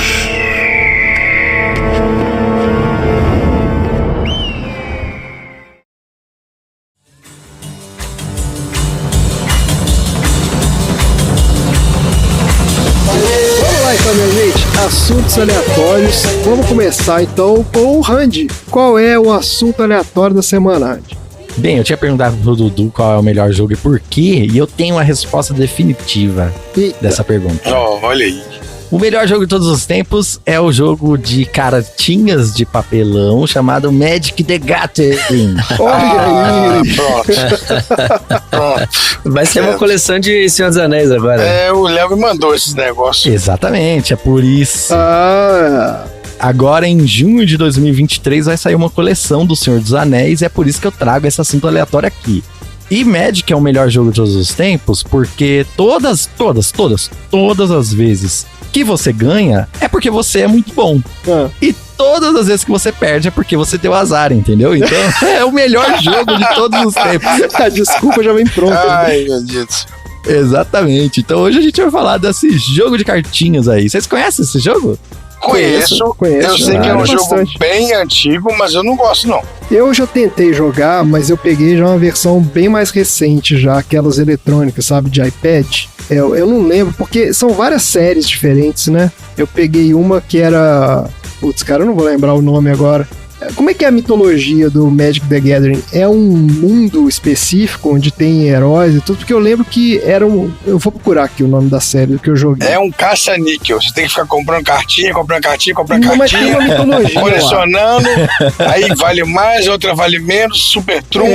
Exato. Mas isso. é um caça-níquel. Da galera fica viciada comprando esse trem da vida. Isso é verdade. Eu vou explicar tudo agora. O Magic the Gathering... Vamos lá, então. Vamos falar um pouco. É um jogo que mudou a história dos jogos pra sempre, porque ele tem exatamente essa natureza colecionável aí e infinita que o Dudu falou, que toda vez ficam lançando novas coleções de cartinhas pro pessoal colecionar, e é uma máquina de fazer dinheiro desde a época do seu lançamento. Isso é uma coisa bem impressionante, assim. Quem criou esse jogo foi o Richard Garfield. Ele é um matemático brilhante que sempre gostou de muitos jogos e ele gostava de desenvolver jogos. E aí ele foi ali brincando de desenvolver jogos até que em 1991, ali até mais ou menos 1993, ele desenvolveu o que seria o Magic the Gathering, um jogo de cartas onde duas pessoas batalham para tirar todos os pontos de vida dos seus oponentes, conjurando criaturas, mágicas e etc. O interessante é que hoje em dia a gente conhece esse tipo de jogo de carta, né? Tem Yu-Gi-Oh!, tem o Hearthstone, tem um jogo de cartas do League of Legends, mas o Magic foi o primeiro jogo de cartas de todos os tempos. Ah, é esse que eu... Peraí, Hearthstone não é esse que eu joguei, não é Magic? Não, Hearthstone é o Magic da Blizzard. Ah, rapaz, olha aí, então eu não joguei Magic, não. O Magic é o original e o primeiro feito pelo Richard Garfield, que logo quando ele criou esse jogo, ele conseguiu vender aí pra uma empresinha pequena, vocês conhecem, chamada Wizards of the Coast. Ah, olha aí. Detentora do Dungeons & Dragons também, e que tá sob a asa ali da Hasbro, né? Fala isso, que é da A Hasbro. Hasbro comprou, né? Isso, é uma empresa, inclusive, que na época não era realmente grande, não. Era uma empresa pequena. Não, era empresinha de fundo de quintal, esses caras. Eu tenho um livro aqui que conta a história da Wizards, a história do Dungeons & Dragons, né? E conta a história da empresa também. E era literalmente, cara, empresinha de fundo de quintal. Eram 3 moleque lá, 4 moleque fazendo o negócio. Isso aí. E apesar do Dungeons & Dragons ser um produto que deu muito dinheiro pra Wizards, quem alavancou a empresa pra se tornar uma empresa gigantesca foi o joguinho de cartas Magic com Richard Garfield em 1993, quando eles realizaram o lançamento, né, do jogo. Foi um sucesso de venda, assim, no primeiro dia esgotou tudo. Todo o público, que era uma novidade muito grande, ficava perguntando, né?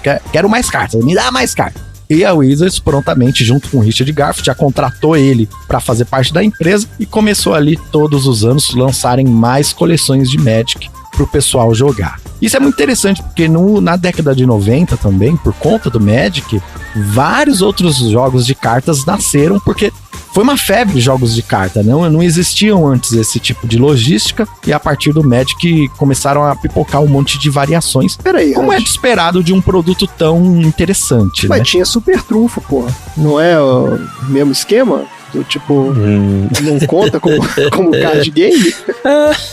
Sempre teve Acho Super que Trunfo. não. Não é o mesmo esquema, é ótimo. Super Trunfo são cartas colecionáveis que você coloca duas, uma contra a outra assim, e quem tem uma estatística melhor ali, você pega ou você fica batendo bafo, né? Esse que é o... A questão do Magic é que você põe mais cartas na Não, mesa. ele tem uma estratégia, né? Não. O Magic ele tem uma estratégia diferente. Isso, é diferente. O Super Trunfo não são cartas colecionáveis, são decks colecionáveis. Você precisa Isso, jogar você dentro de um compra deck o só, que tem as mesmas isso mesmo. estatísticas. É isso aí. Sempre vai ser o mesmo, né? Todo mundo tem o mesmo deck, digamos assim. Não tem E é um deck jogo diferente. muito simples, né? Uma pessoa escolhe o tipo, o que vai ser avaliado naquele e compara contra a pessoa que tá jogando ali então, com é uma ele. brincadeira muito muito simples. simples. Já no Magic você é muito mais elaborado, tem várias regras, tem mana, tem não sei o que, vida. Tem aquele negócio de jogar o bem mais terreno, né? complexo. Você joga o terreno, aí você vai, Isso. porra, juntando, fazendo combo, tem uma porrada de Isso, coisa. eu vou explicar o básico aqui do jogo. Eu expliquei o básico da história, vou explicar o básico do jogo aqui pra vocês. No Magic nós temos duas pessoas ali que são os magos que estão batalhando um contra o outro. Existem 4 modos de você ganhar o jogo. Você pode deixar o ponto de vida do outro jogador 0. Se uma pessoa tentar comprar uma carta e não tiver mais carta pra comprar, ela perde o jogo também. Se uma carta disser que uma das pessoas perde o jogo, aquela pessoa perde o jogo. Tem uma carta que fala isso? Várias cartas falam isso. Ah, é? Nossa. E quando um jogador tem 10 pontos de veneno, então também dá pra ganhar envenenando o seu alvo. Então esses são os 4 jeitos de ganhar de um oponente. E você utiliza essas cartas de Magic pra jogar o jogo, e são divididas em 2 tipos de cartas, que são as permanentes e não permanentes. Que basicamente são as cartas que ficam no tabuleiro e as cartas que fazem um efeito e são jogadas no lixo, certo? Certo. Permanentes são cartas de criatura, que são as cartas mais comuns do Magic, artefatos, encantamentos e terrenos, que também são as cartas, uma das cartas mais importantes. Por quê? Numa cartinha de Magic, você vai ver que existem alguns símbolos na parte superior direita dela.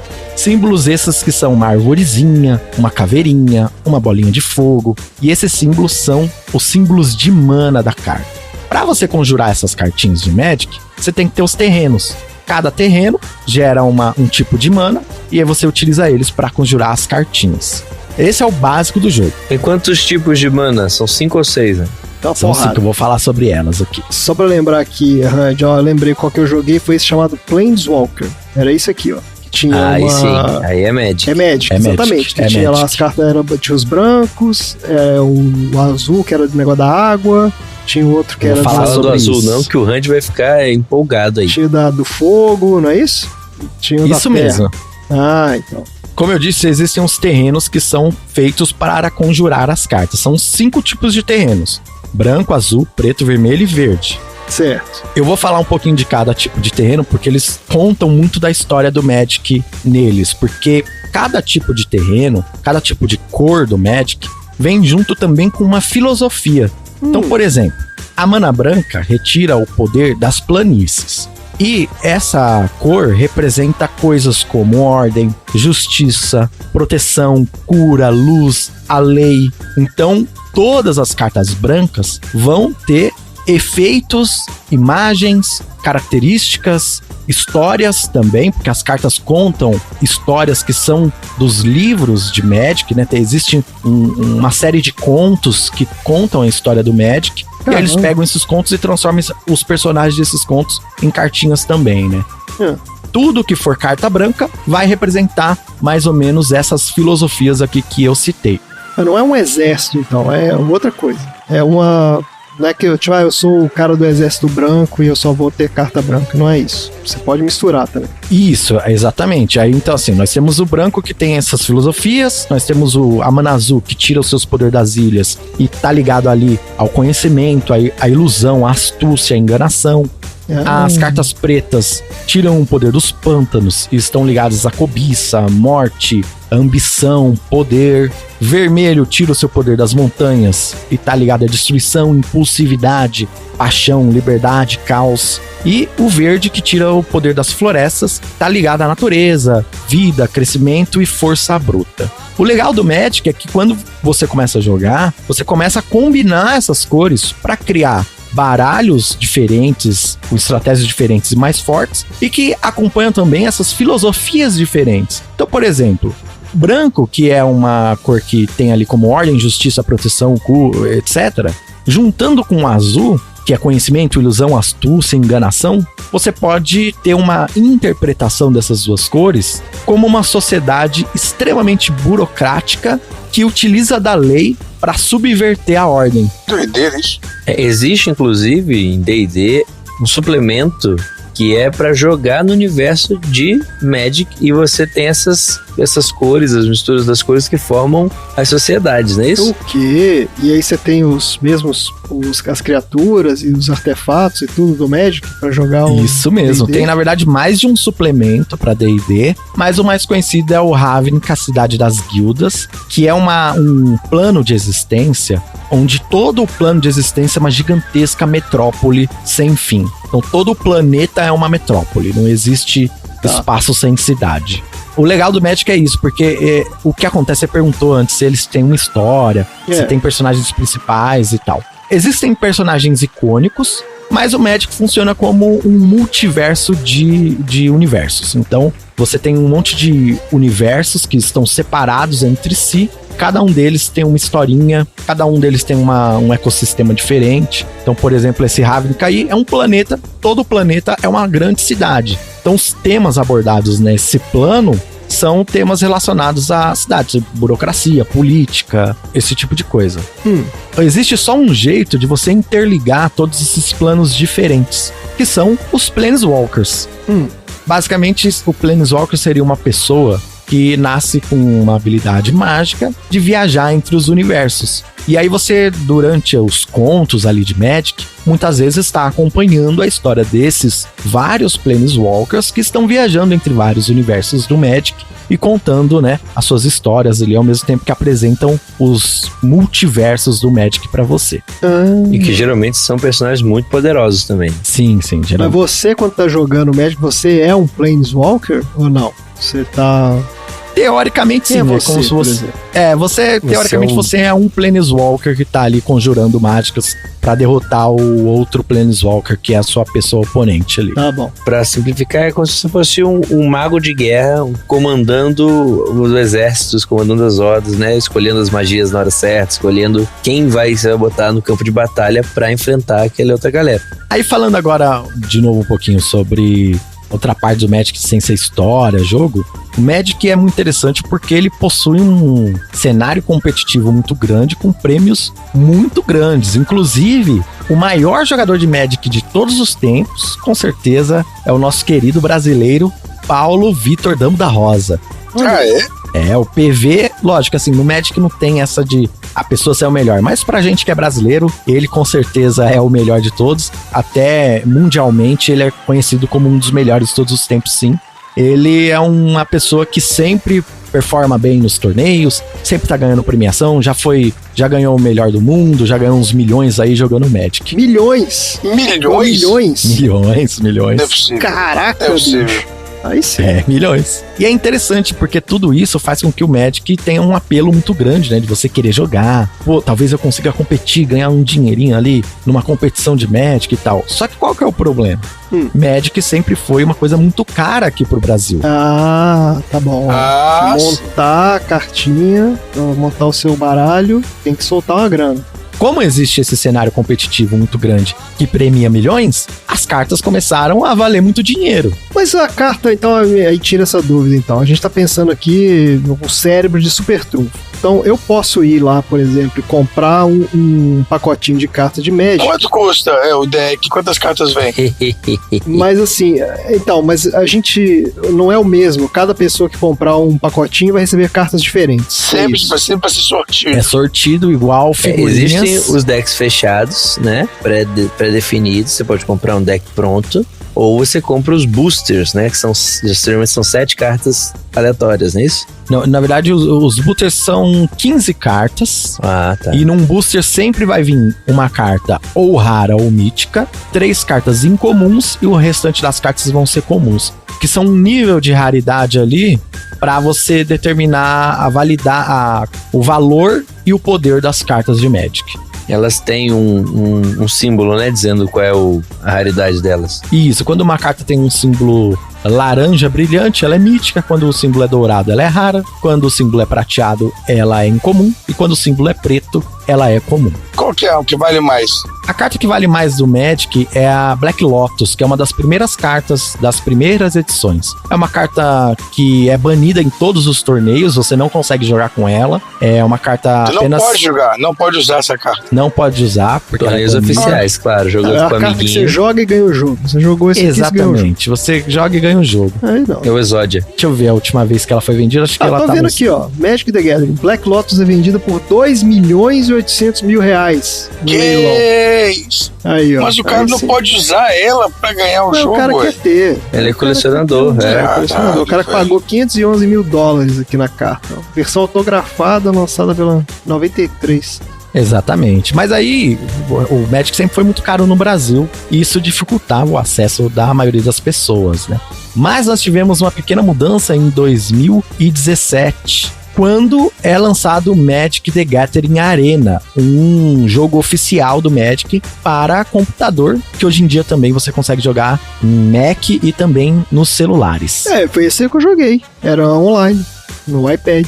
Isso, então. Mas aí você não compra o deck, ele já vem. Exatamente. Então esse joguinho digital, ele tornou o Magic muito mais acessível, porque você não precisa comprar.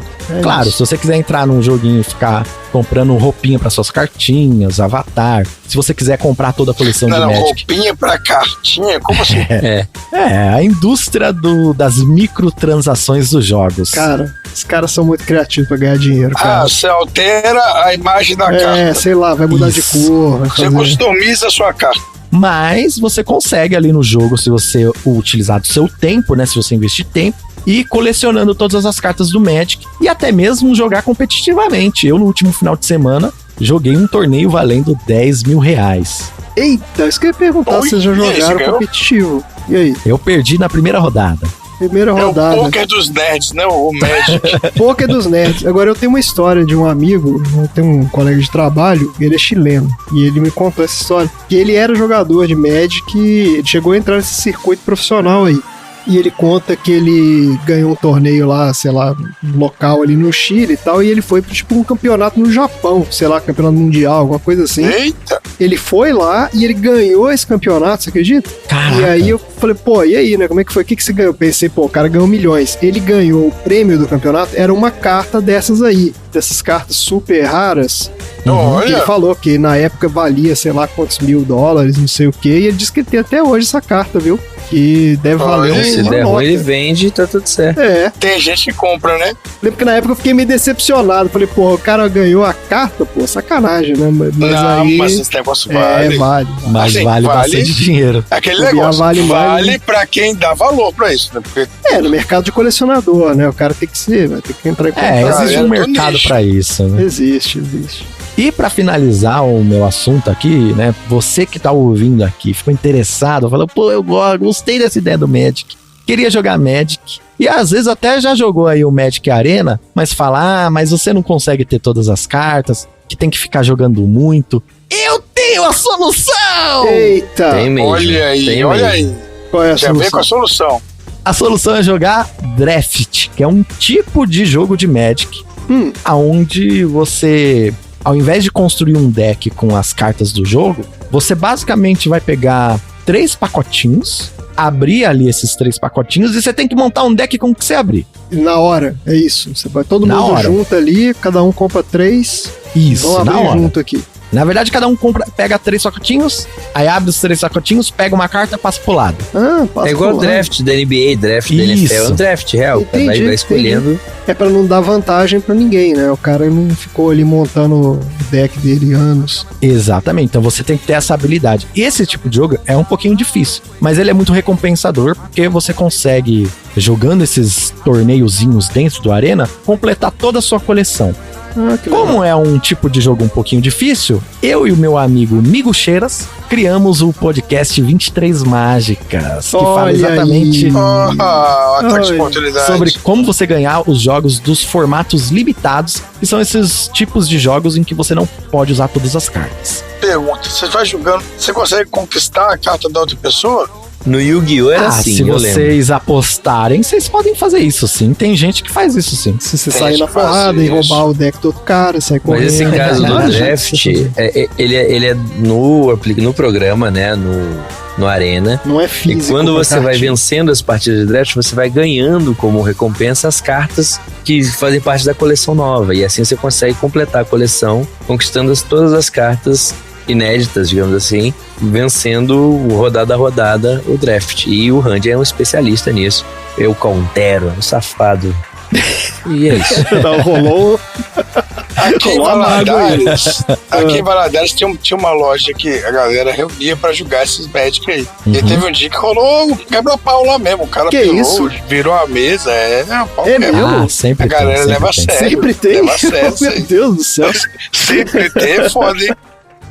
Tem sempre uma pessoa que não tem boletos o suficiente pra pagar. Tem que tomar cuidado com esse jogo aí. Gente. É isso aí. Mas lembrando assim, existe esse draft, ele existe no físico também, tá? É que como o Magic Arena tornou o jogo mais acessível, então eu foco, né? Esse podcast ele foca para o jogo do digital. Esse podcast você tá soltando de quanto tempo? Ele tem pouquíssimos episódios, o nome dele é 23 Mágicas, você encontra ele em qualquer agregador de áudio. Eu estou lá com o Migo Cheiros, que também é um especialista de draft aqui no Brasil. Toda semana a gente tá lá falando sobre as notícias da semana do Magic e dando dicas do que você pode fazer nos jogos. Show! Aí, ó, já coloquei aqui no feed. Se você é viciado em Magic ou quer se viciar, escute aí o 23 Mágicas, é isso? Exatamente. Se você quer perder a sua sanidade mental e se viciar em crack de papelão. Exato. Exato. Maravilha, então, Andy. Muito obrigado por esse assunto excepcional. Vamos, então, pro próximo assunto aleatório.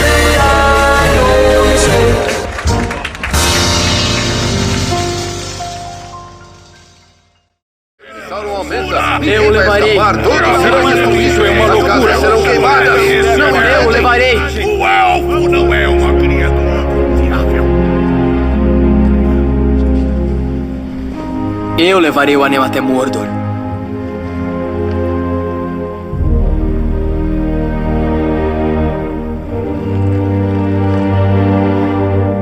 Porém, não conheço o caminho.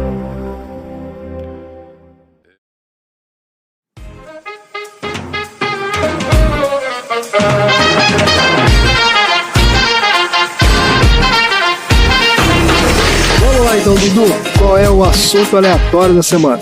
Bom, como esse filme é o primeiro filme da trilogia e se desenrola todo pelo personagem principal, que é um anel.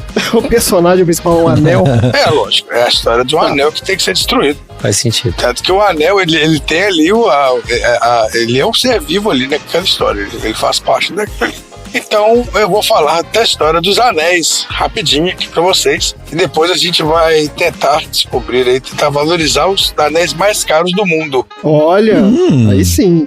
Então olha só, o uso do anel surgiu há mais de 2.800 anos antes de Cristo. Quem começou a usar o anel? Quem começou a usar o anel? Reis. Os fenícios. Quais os povos? Egípcios. Os egípcios. Ah, Egípcios sempre ali. Sempre os E os egípcios. hindus também. E eles já usavam para simbolizar a aliança entre um homem e uma mulher. Olha só. Para eles, um anel representa um círculo perfeito e significava que não tem um fim. Eu aprendi isso em Eu Os Declaro, Marido de Larry. Nossa senhora. É Adam Sandler, né? Na verdade, um péssimo filme. Claro. Não recomendamos. Mais tarde, ainda, o Alexandre o Grande dominou o território egípcio e introduziu o costume dos anéis na Grécia. E sempre relacionado ao poder e ao respeito, o anel sempre também era sinônimo de compromisso e muito usado para selar momentos importantes. E aí, historiadores destacam que uma das primeiras referências ao adereço foi feita ainda no ano 350 a.C. pelo filósofo Aristóteles. Em tempos remotos, o material utilizado para fazer os anéis era o ferro. Especialmente os gregos e romanos também usavam esse adereço para simbolizar poder, e apenas os mais poderosos, né, guerreiros e senadores poderiam usar esse objeto, que aí já estava sendo fabricado em ouro. Os gregos também tinham a crença de que o dedo da mão em que o anel fica possui um canal diretamente ligado ao coração, que é o dedo anelar. E aí ele possui a vena amoris. E aí tem o costume de usar a aliança para simbolizar o casamento. Caramba, olha só, nunca soube disso. Então vem daí. Você usa nesse dedo, porque esse dedo tem uma canal, veia, esse ligado diretamente ao coração. Peraí, mas tudo do corpo é ligado ao coração, pô. Né? Não, mas é claro, mas aí claro, gente. Mas é a crença, vou falar de novo, uma crença dos gregos.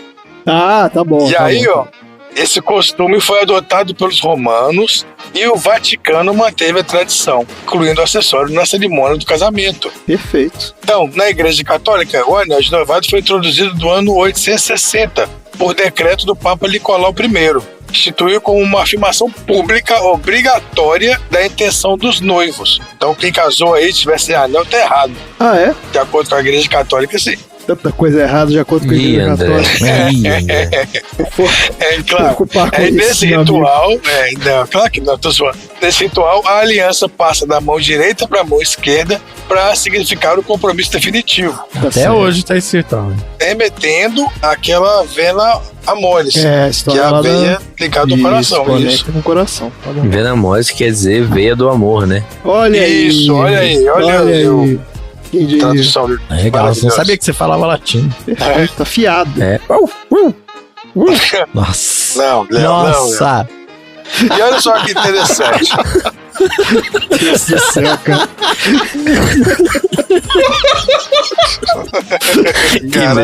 Essa aí foi inesperado. Foi só na Inglaterra que surgiram os anéis de compromisso, aqueles que são usados para selar o noivado. Mas isso aí já começa a ficar, né? Agora já tem até anel de namoro já. O cara começa a namorar no dia seguinte e já inventa que tem que dar um anel. Agora não. Agora, você tá falando agora... Não é agora? Calma aí. Tem gente que depois do primeiro encontro faz tatuagem com a cara da pessoa.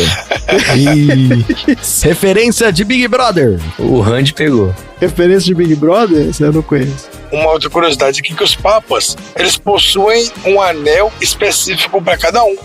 E aí depois que o papa morre, esse anel ele é eliminado, destruído. Que isso? Caraca. Jogam em mordo.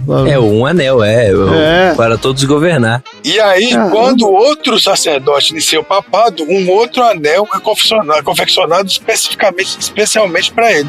Mas por que não deve derreter ou fazer o mesmo anel? Derrete. No fim das contas, isso é uma reciclagem. Não, mas é lógico que tem o ourives especial do Vaticano deve escrever que lá ele o vai nome fazer do o cara. design. Mas deve ser o mesmo negócio. Outra situação em que o anel teve um papel muito importante durante a história das civilizações foi a utilização do conhecido anel de sinete. É aquele anel que sela as cartas, né? Que tem o brasão da família. Exatamente. Que olha isso, o Léo aí. Você sabe mesmo o que é isso? Nunca ouvi falar. Na RPG tem item, anel de sinete. Você vê em filmes também, os caras usam o brasão pra poder, eles selam as cartas e já colam ali. Sim, no Game of Thrones tem isso. Game of Thrones, exato. Esse acessório, então, ele é usado como uma forma de afirmar e informar sobre propriedades de terras. Então eram adereços exuberantes que possuíam o brasão das famílias, que representavam coragem, honra e fidelidade. Confesso que eu fiquei por muito tempo achando que era um anel que tinha um sinozinho pequeno, e eu ficava tentando entender, o cara balançava a mão pra chamar alguém, sinete, né? Só o nome. Ele sinaliza, acho que é relacionado a sinalizar. De assinar, de assinar, não sei. Um ponto interessante é ser destacado que esse anel de sinete, ele é passado de geração para geração, né? Ele era passado de geração para geração. Os anéis também sempre foram muito associados ao esoterismo e ao ocultismo, podiam possuir pedras preciosas que teriam a capacidade de curar e proteger, como se fosse uma espécie de amuleto. Então, na Idade Média, era muito comum associar os anéis à magia e ao mistério também. Como tudo, né? Como tudo, exato. Uma outra coisa que acontecia no passado é que quando a pessoa morria, bastante comum que o anel fosse retirado do dedo do indivíduo para que a sua alma se despedisse com mais rapidez do mundo. Então, tirando ali a conexão da pessoa à materialidade. Papinho, Nada relacionado ao valor do anel. Ninguém falou isso. Eu vou tirar o anel. o anel, mano. A pessoa se desprender de tudo que é material. Eu vou guardar vai aqui. embora mais rápido. Isso. De lá pra cá, o uso do anel começou a ser comum e deixou de ser um acessório usado somente como aliança de casal. E aí tem diversos modelos com diferentes tipos de metais, formatos, pedras. O pessoal do namoro, o pessoal começa a namorar com anel de coquinho, anel de coco. Coquinho? Já teve, Léo, o anel de coco pra namorar? A Gabi tem. O que é isso, anel de coco? É anel de coco, É é feito meio com pretinho, coco, só feito fica com coco mesmo. É mesmo? Vendido Feito de na praia, coco. assim. Isso, e os namoradinhos, né, a galera não tem grana pra ficar comprando anel. Mas exato. Cara, faz um anelzinho, né? Eu compro um anelzinho de coco e tal, pra iniciar o namoro. olha aí. E ali, né, tem aqueles anéis que representam também os cursos de graduação, né? Os anéis de premiação, anéis que representam o Super Bowl, né? Super Bowl, toda vez que o cara ganha, ele ganha um anel lá, o quarterback, né? A NBA, eu lembro. A tem NBA isso. também tem, nessa cultura e tal. Naquele filme lá do Joias Brutas, ele não tem essa Isso. história do anel? Ele vende o anel ele de deixa o presente. anel lá. Exato, o cara deixa o anel como garantia, né? Isso, depois ele vai pegar de volta e o anel já não tá mais lá, então tem aquela confusão. Então, pra terminar aqui, ó, vamos ver os 12 anéis mais caros do mundo. Vamos lá. Ver mais ou menos o que vocês acham que vale esse anel. Ó, temos o anel em 12º lugar, o anel Chopard Esmeralda, que é um anel da Chopard que possui uma enorme esmeralda que pesa 33,02 quilates. E o aro é feito de platina cravejado de diamantes. Quantos dólares vocês acham que custam esse anel? Menor ideia, tem noção nenhuma. 284 mil dólares. 284 mil dólares o Léo. Randy, você tem noção? Eu chuto uns 800 mil dólares. 800 mil dólares. Que isso? Não, é uns 30 mil dólares. 30 mil dólares? Eu vou falar de novo. São os 12 anéis mais caros do mundo. Tá bom. Vocês querem rever os valores? Por favor. É joia, cara. O cara bota o preço que ele quiser, O entendeu? 12º, ele custa 2,14 milhões de dólares. Tá ótimo. Quase o preço da cartinha do México, né? Tem uma esmeralda de 33 quilates. Você tem noção do que é isso? Não tem mesmo. Tem mais uma aqui, ó, que é um anel Golconda, diamante gota. O protagonista desse anel é um enorme diamante incolor de 30,31 quilates, descoberto nas minas de Golconda. 6,1. E aí, ó, 6.1. 6,1. Eu tô seguindo o Léo aí, o Léo que tá com... Olha só, esse anel é 6,5 milhões, Léo. Olha aí, Olha, ó, Léo, olha, tá, o cara que chegou perto, hein? sabe avaliar os anéis. Depois da conversa ali, você consegue um desconto. É isso. No Pix não vai? No Pix acho que vai, No vai Pix. por 6. Vai por 6.1. Nós temos agora um anel com diamante azul perfeito. É um anel simples com um solitário diamante azul cravado em horário de platina. Não é simples. Só que esse diamante ele foi descoberto na mina de Cullinan, na África do Sul. Esses que vêm dessa mina aí são foda. Pois é, coitados dos africanos lá. Esses que vêm aí venderam da por- exploração dos povos. Coitado, né, cara? Exato. Pagaram Esses são 10 mais dólares lá caros, pro cara ficar Isso, um mês. Tem um monte de cavando. vida aí no meio.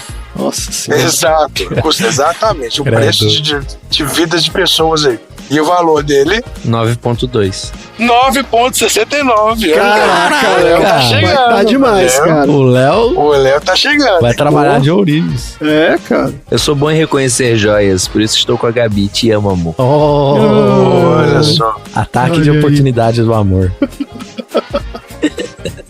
Tem outro aqui que eu não sei porque ele tá em oitavo, porque ele vale menos. Não vou falar ele, não. Tá Fala bom, da hora. vai, pula aí, pula aí. Vai. Pula aí. Vamos pros top Mas olha 5 só. aí, vai pros top Vai pros 5. top 3. Olha aqui, ó. Temos um chopper de diamante azul. Nunca ouvi nem falar dessa marca. Eu nunca Chopard. tinha nem. Nunca tinha ouvido falar nem nisso. da marca. Eu não sabia nem que tinha diamante azul. Nem eu. Ele já foi considerado o anel mais caro do mundo. Esse Chopard é a joia do Bolsonaro lá, viu? Tá falando aqui, ó. mas aquele que o Bolsonaro tentou contrabandear pro Brasil. É esse claro que ele tentou, aí. claro que ele tentou fazer isso. Não é dele, não. Ele tentou usurpar do governo brasileiro. Então, olha só, é um diamante azul acompanhado de diamantes laterais cravados em um belo arco de ouro branco de 18 quilates. Valor do Chopard 18,5 milhões. 16,26. Tá aumentando. Então vamos para o anel diamante Perfect Pink. Olha aí, o perfeito rosa. Ele foi leiloado em Hong Kong em 2010. Diamante rosa de 14,23 quilates, classificado como VVS2, não possui qualquer sinal de modificação de cor. Por quanto que ele foi vendido? 19,4, esse sim. É verdade. Esse aí que é o de 19,4. Tá bom.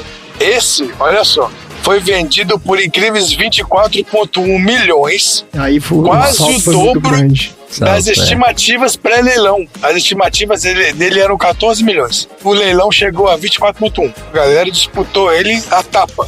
Tá valendo a pena o leilão, não. Não tá, né? Melhor no Pix. O segundo mais caro do mundo é o anel diamante Graph Pink. Graph Pink. A Pink de novo, hein? Os Pink estão... É um diamante rosa de 24,78 quilates, que já pertenceu ao famoso joalheiro Harry Winston. Opa, aí sim. E é um dos mais famoso joalheiro Harry Winston, nunca ouvi falar.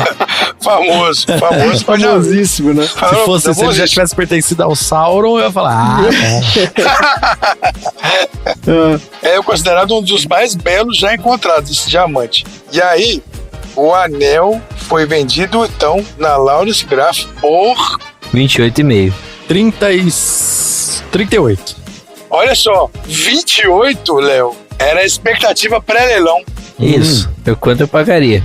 28 milhões. E ele foi vendido por 46 milhões de dólares. Gente, eu vou te falar, viu? A galera fica aí botando preço em carta de Magic. Tem gente que coleciona carta de Magic, tem gente que coleciona anel. Isso aí é do gosto da pessoa. E da condição dela, né?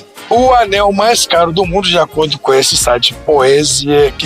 Pink, é Pink. É Pink, também acho. Não é Pink. Não é? Ele é um anel diamante Shuawish. Shuawish? Não, peraí. Não, desculpa. Salsicha.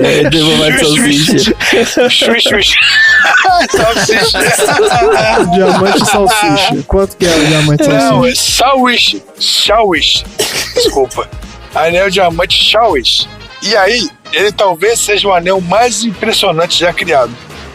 Por quê? Espero, né? A joalheria, essa joalheria que criou esse anel, ela fez ele totalmente de diamante. O anel, ele é todo feito de diamante. A haste dele também é de diamante. Ele é todo, né? Não é que ele é encravado uma pedra. Ele é de pedra, todo. Então, olha só, o cara tinha uma bola de diamante gigante e lapidou ele inteiro dentro. Isso. E falou, vou fazer um anel. Um único de diamante de 150 quilates. Esse aí seria realmente um grande item mágico, hein? Esse é o 250. Esse é o 250. Que vamos ter que ir para os 60 milhões. Esse é o dobro, 80 e 88. 88. Entre 60 e 80, 70 milhões. Olha aí, cheguei mais perto, eu deveria ganhar. O anel. Mas não era jogo. Não era jogo. E esse foi o meu assunto aleatório aí dos anéis. Maravilha, fica a dica então pro Dia dos Namorados, tá chegando aí, quem quiser comprar um desses anéis, ainda dá tempo. Vamos procurar aí um leilão e vamos ver se rola aí comprar leilão um desses não vale anéis. A pena, é melhor comprar no Pix. Isso, negocia no Pix, sempre dá jogo. Maravilha, minha gente, bora pro próximo assunto aleatório.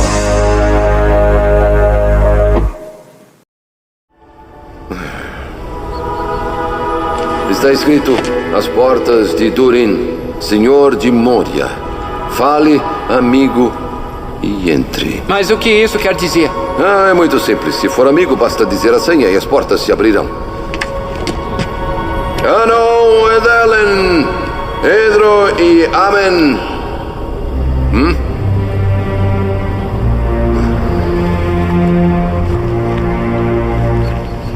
Antas Karosten. Pasto Em Ahmen.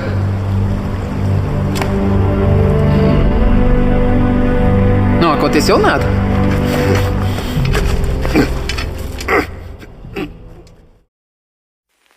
What you got? What you got? What you got?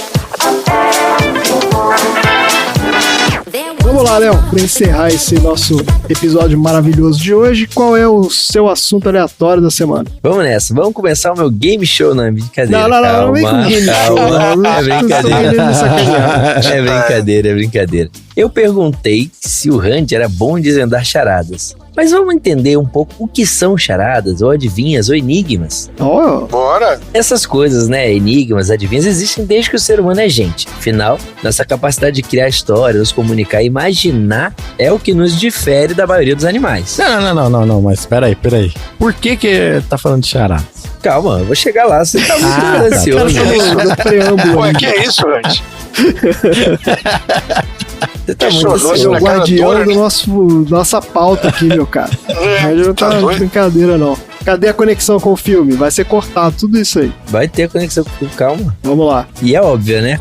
Se você viu o filme, você sabe a conexão, pelo amor de Deus. É? Se não sabe, daqui a pouco você vai saber. Portanto, podemos dizer que as adivinhas, os enigmas, inicialmente surgiram da tradição oral e somente depois foram fazer parte da tradição escrita. Charadas no escuro. Tanto é que na maior parte das culturas, né, das religiões e tudo mais, existiam seres que se utilizavam de enigmas e adivinhas em seu modo de interagir com os humanos. É o exemplo, por exemplo, da esfinge, da cultura egípcia. Olha os egípcios aí de novo. Isso. Sim, claro. Vocês conhecem a história da esfinge, Édipo, que encontrou com a esfinge? É o Édipo? Não lembrava que era o Édipo, não. É que sai aquela frase, decifra-me ou te devorarei. É isso aí, decifra-me ou te devoro. O que é que de manhã tem 4 patas, de tarde tem 2 e de noite tem 3?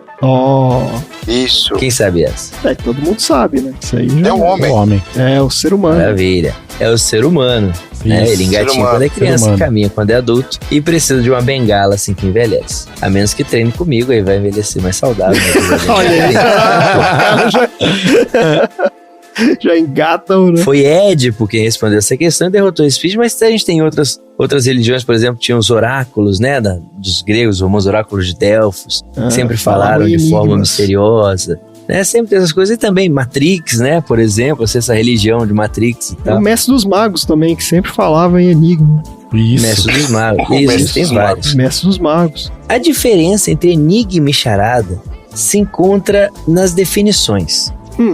Uma charada, ele precisa ter no enunciado dela as definições das sílabas das respostas, além da definição do conceito. O quê? Nunca vi contar isso. Soube disso. Eu vou explicar pra você.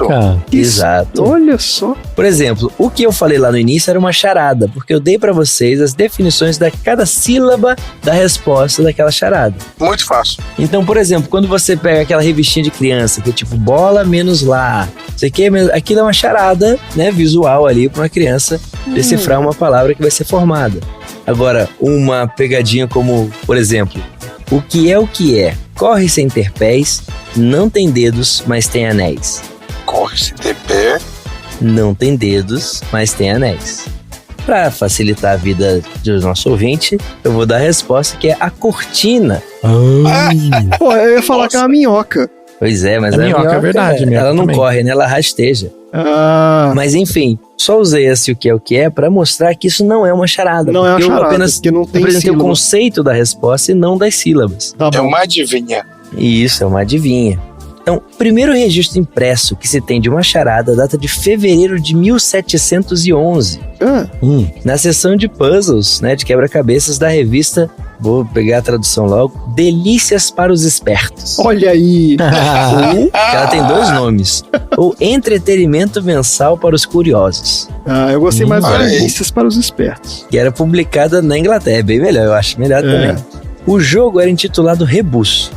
E foi descoberto por Will Shortz, a maior autoridade mundial nos jogos de palavras, durante sua pesquisa para a elaboração de uma tese. Tá bom. O jogo era o seguinte, era em inglês, né? Isso aqui é uma tradução, vai ficar meio forçado, mas só pra gente entender esse conceito de sílaba a sílaba. Do par do galo, do grão do inverno no solo, o prenome de meu amigo pode ser descoberto. Junte a música do gato ao lugar onde ermitões habitam, isso dá o sobrenome daquele que sobressai na música. Então só pra gente entender, né? Do par do galo ele tá falando da galinha. Da galinha. Do grão do inverno, no solo, ele tá falando do centeio. Certo. Tá. E aí isso, juntando os dois, daria o prenome, né? Que em inglês ia dar Henry, né? Porque é hen de galo e he de centeio. Junte a música do gato, é o ronronar, ao lugar onde os ermitões habitam, ele colocou aqui como a cela. Então ronronar em inglês seria por, e a cela é cell. Então Purcell é Henry Purcell. Caraca, olha aí. A primeira coisa. Então essa é a grande diferença, né? Peraí, o charada do Batman, ele não tá sabendo dessa história, não. Porque ele faz porque lá os charada é a enigmas tradução, né? Ele é Riddles. Riddler. Né? Então, mas não é charada? É porque enigma é enigma. Ah, tá. Boa. Porque em inglês tem a palavra enigma. Tem mesmo. Mas riddle também tá como enigma aqui. Eu nunca tinha visto essa definição que o Léo trouxe, não. E aí eu trouxe aqui alguns exemplos na cultura pop de algumas obras e personagens que trazem, né, charadas e enigmas. E o primeiro que eu trouxe é justamente o charada, o Edward Nygma. Sim. É um vilão clássico do Batman que é muito bem aproveitado na sequência de jogos Batman Arkham, né, que você tem vários easter eggs dele espalhados por todo o mapa. Você tem lá as missões, né, pra fazer. Conseguiu completar, André? Sim. Opa. Olha aí. E que também é muito bem apresentado em Batman Eternamente. Ou quer dizer, em The Batman. Não, né? não. Olha aí, vai falar o filme errado. Batman Eternamente é ótimo. Diversos outros psicopatas e serial killers apresentam como característica as charadas, né? E adivinhas deixadas nas cenas de crime para levar o investigador a procurar, descobrir onde vai ser o próximo assassinato e coisas do tipo. E também um bom exemplo é o livro, por exemplo, Código da Vinci, que é uma espécie de grande enigma, assim como um filme que já passou aqui no Sessão Aleatória, que é A Lenda do Tesouro Perdido. Aquilo é uma maluquice inacreditável, cara. Porque são charadas impossíveis de não são charadas. decifrar. Esse não que é o são negócio. charadas. Só o Nicolas enigmas. Cage consegue decifrar aquilo ali. Os enigmas, que não são charadas. Isso, não eles são não charadas, oscilam. verdade. E aqui, por que eu trouxe esse assunto? Porque no próprio Senhor dos Anéis, a gente vê uma cena em que os protagonistas se deparam com uma porta na entrada de Moria. E tem uma inscrição élfica que dizem assim: as portas de Durin, Senhor de Moria, fale amigo e entre. Eles passam um tempão lá pensando. É muito boa aquela cena. É verdade, essa cena é muito boa. O Gandalf, né, ele vai todo fodão lá pra decifrar o negócio e, putz, é aquela vergonha, né, cara? Todo mundo olhando pra ele, tipo, esse mago de merda. E aí ele fala amigo, né, na linguagem élfica antiga, e a porta se abre pra ele. É o famoso enigma do RPG, né? De, tem uma porta que tá fechada. Aí fica o grupo lá tentando abrir a porta, destrancar ela, sendo que o narrador nunca falou que ela tava trancada, ela só tava fechada, era só abrir. Exatamente. É verdade. Pô, sacanagem. Exatamente. Mas o Tolkien não foi essa única vez que ele usou um tipo de enigma ou coisa do tipo. Quando ele escreveu O Hobbit, tem um trecho do livro inteiro conhecido como Charadas na Escuridão, ou Enigmas na Escuridão, depende, né, da tradução. Certo. Que o certo seria enigmas e não charadas, agora a gente já sabe. Sim. Vocês já estão familiarizados com esses enigmas? Vocês conhecem?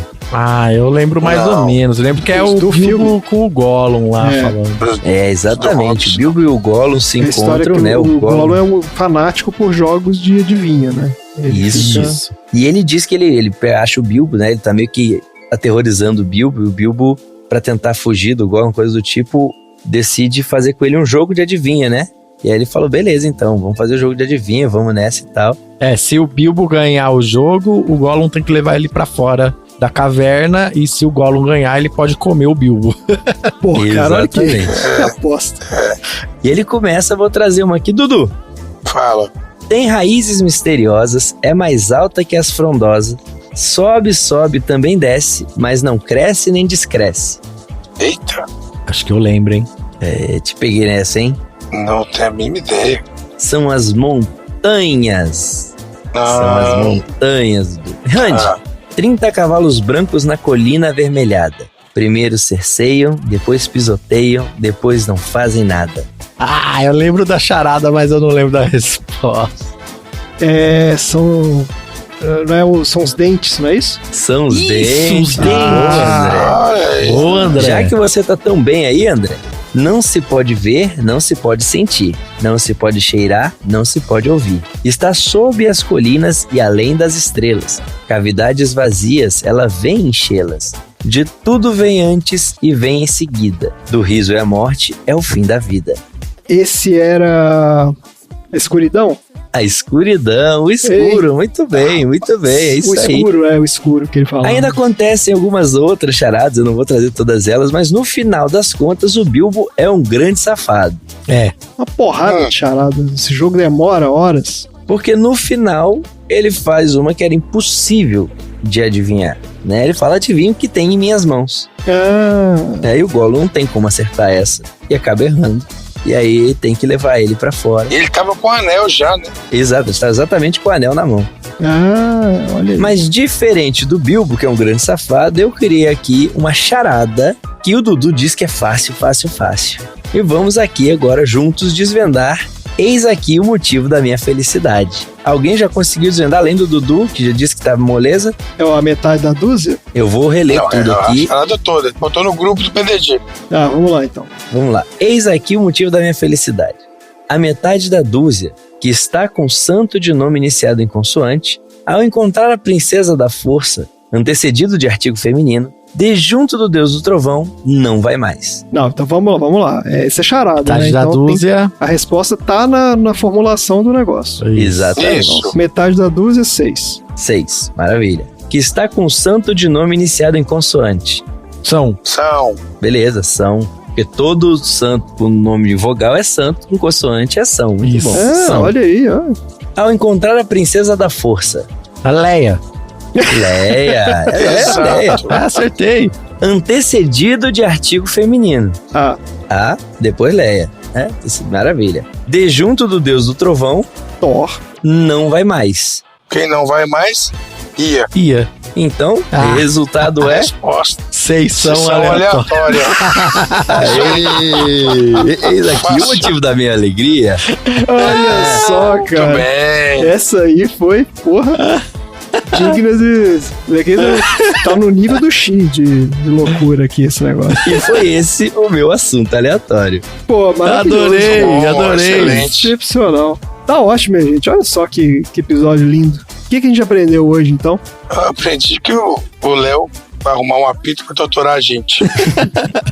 Enquanto isso, eu aprendi que tem muita gente gastando dinheiro para deixar a cartinha mais bonita no programa gratuito de Magic. Roupinhas da carta. Isso aí, roupinhas da carta. Roupinha de carta. E eu aprendi a diferença entre charada e enigma. Achei muito interessante isso, eu não sabia. Cara, isso foi um aprendizado meu. É verdade, isso foi. Gente, então é isso. Fala tchau. Tchau.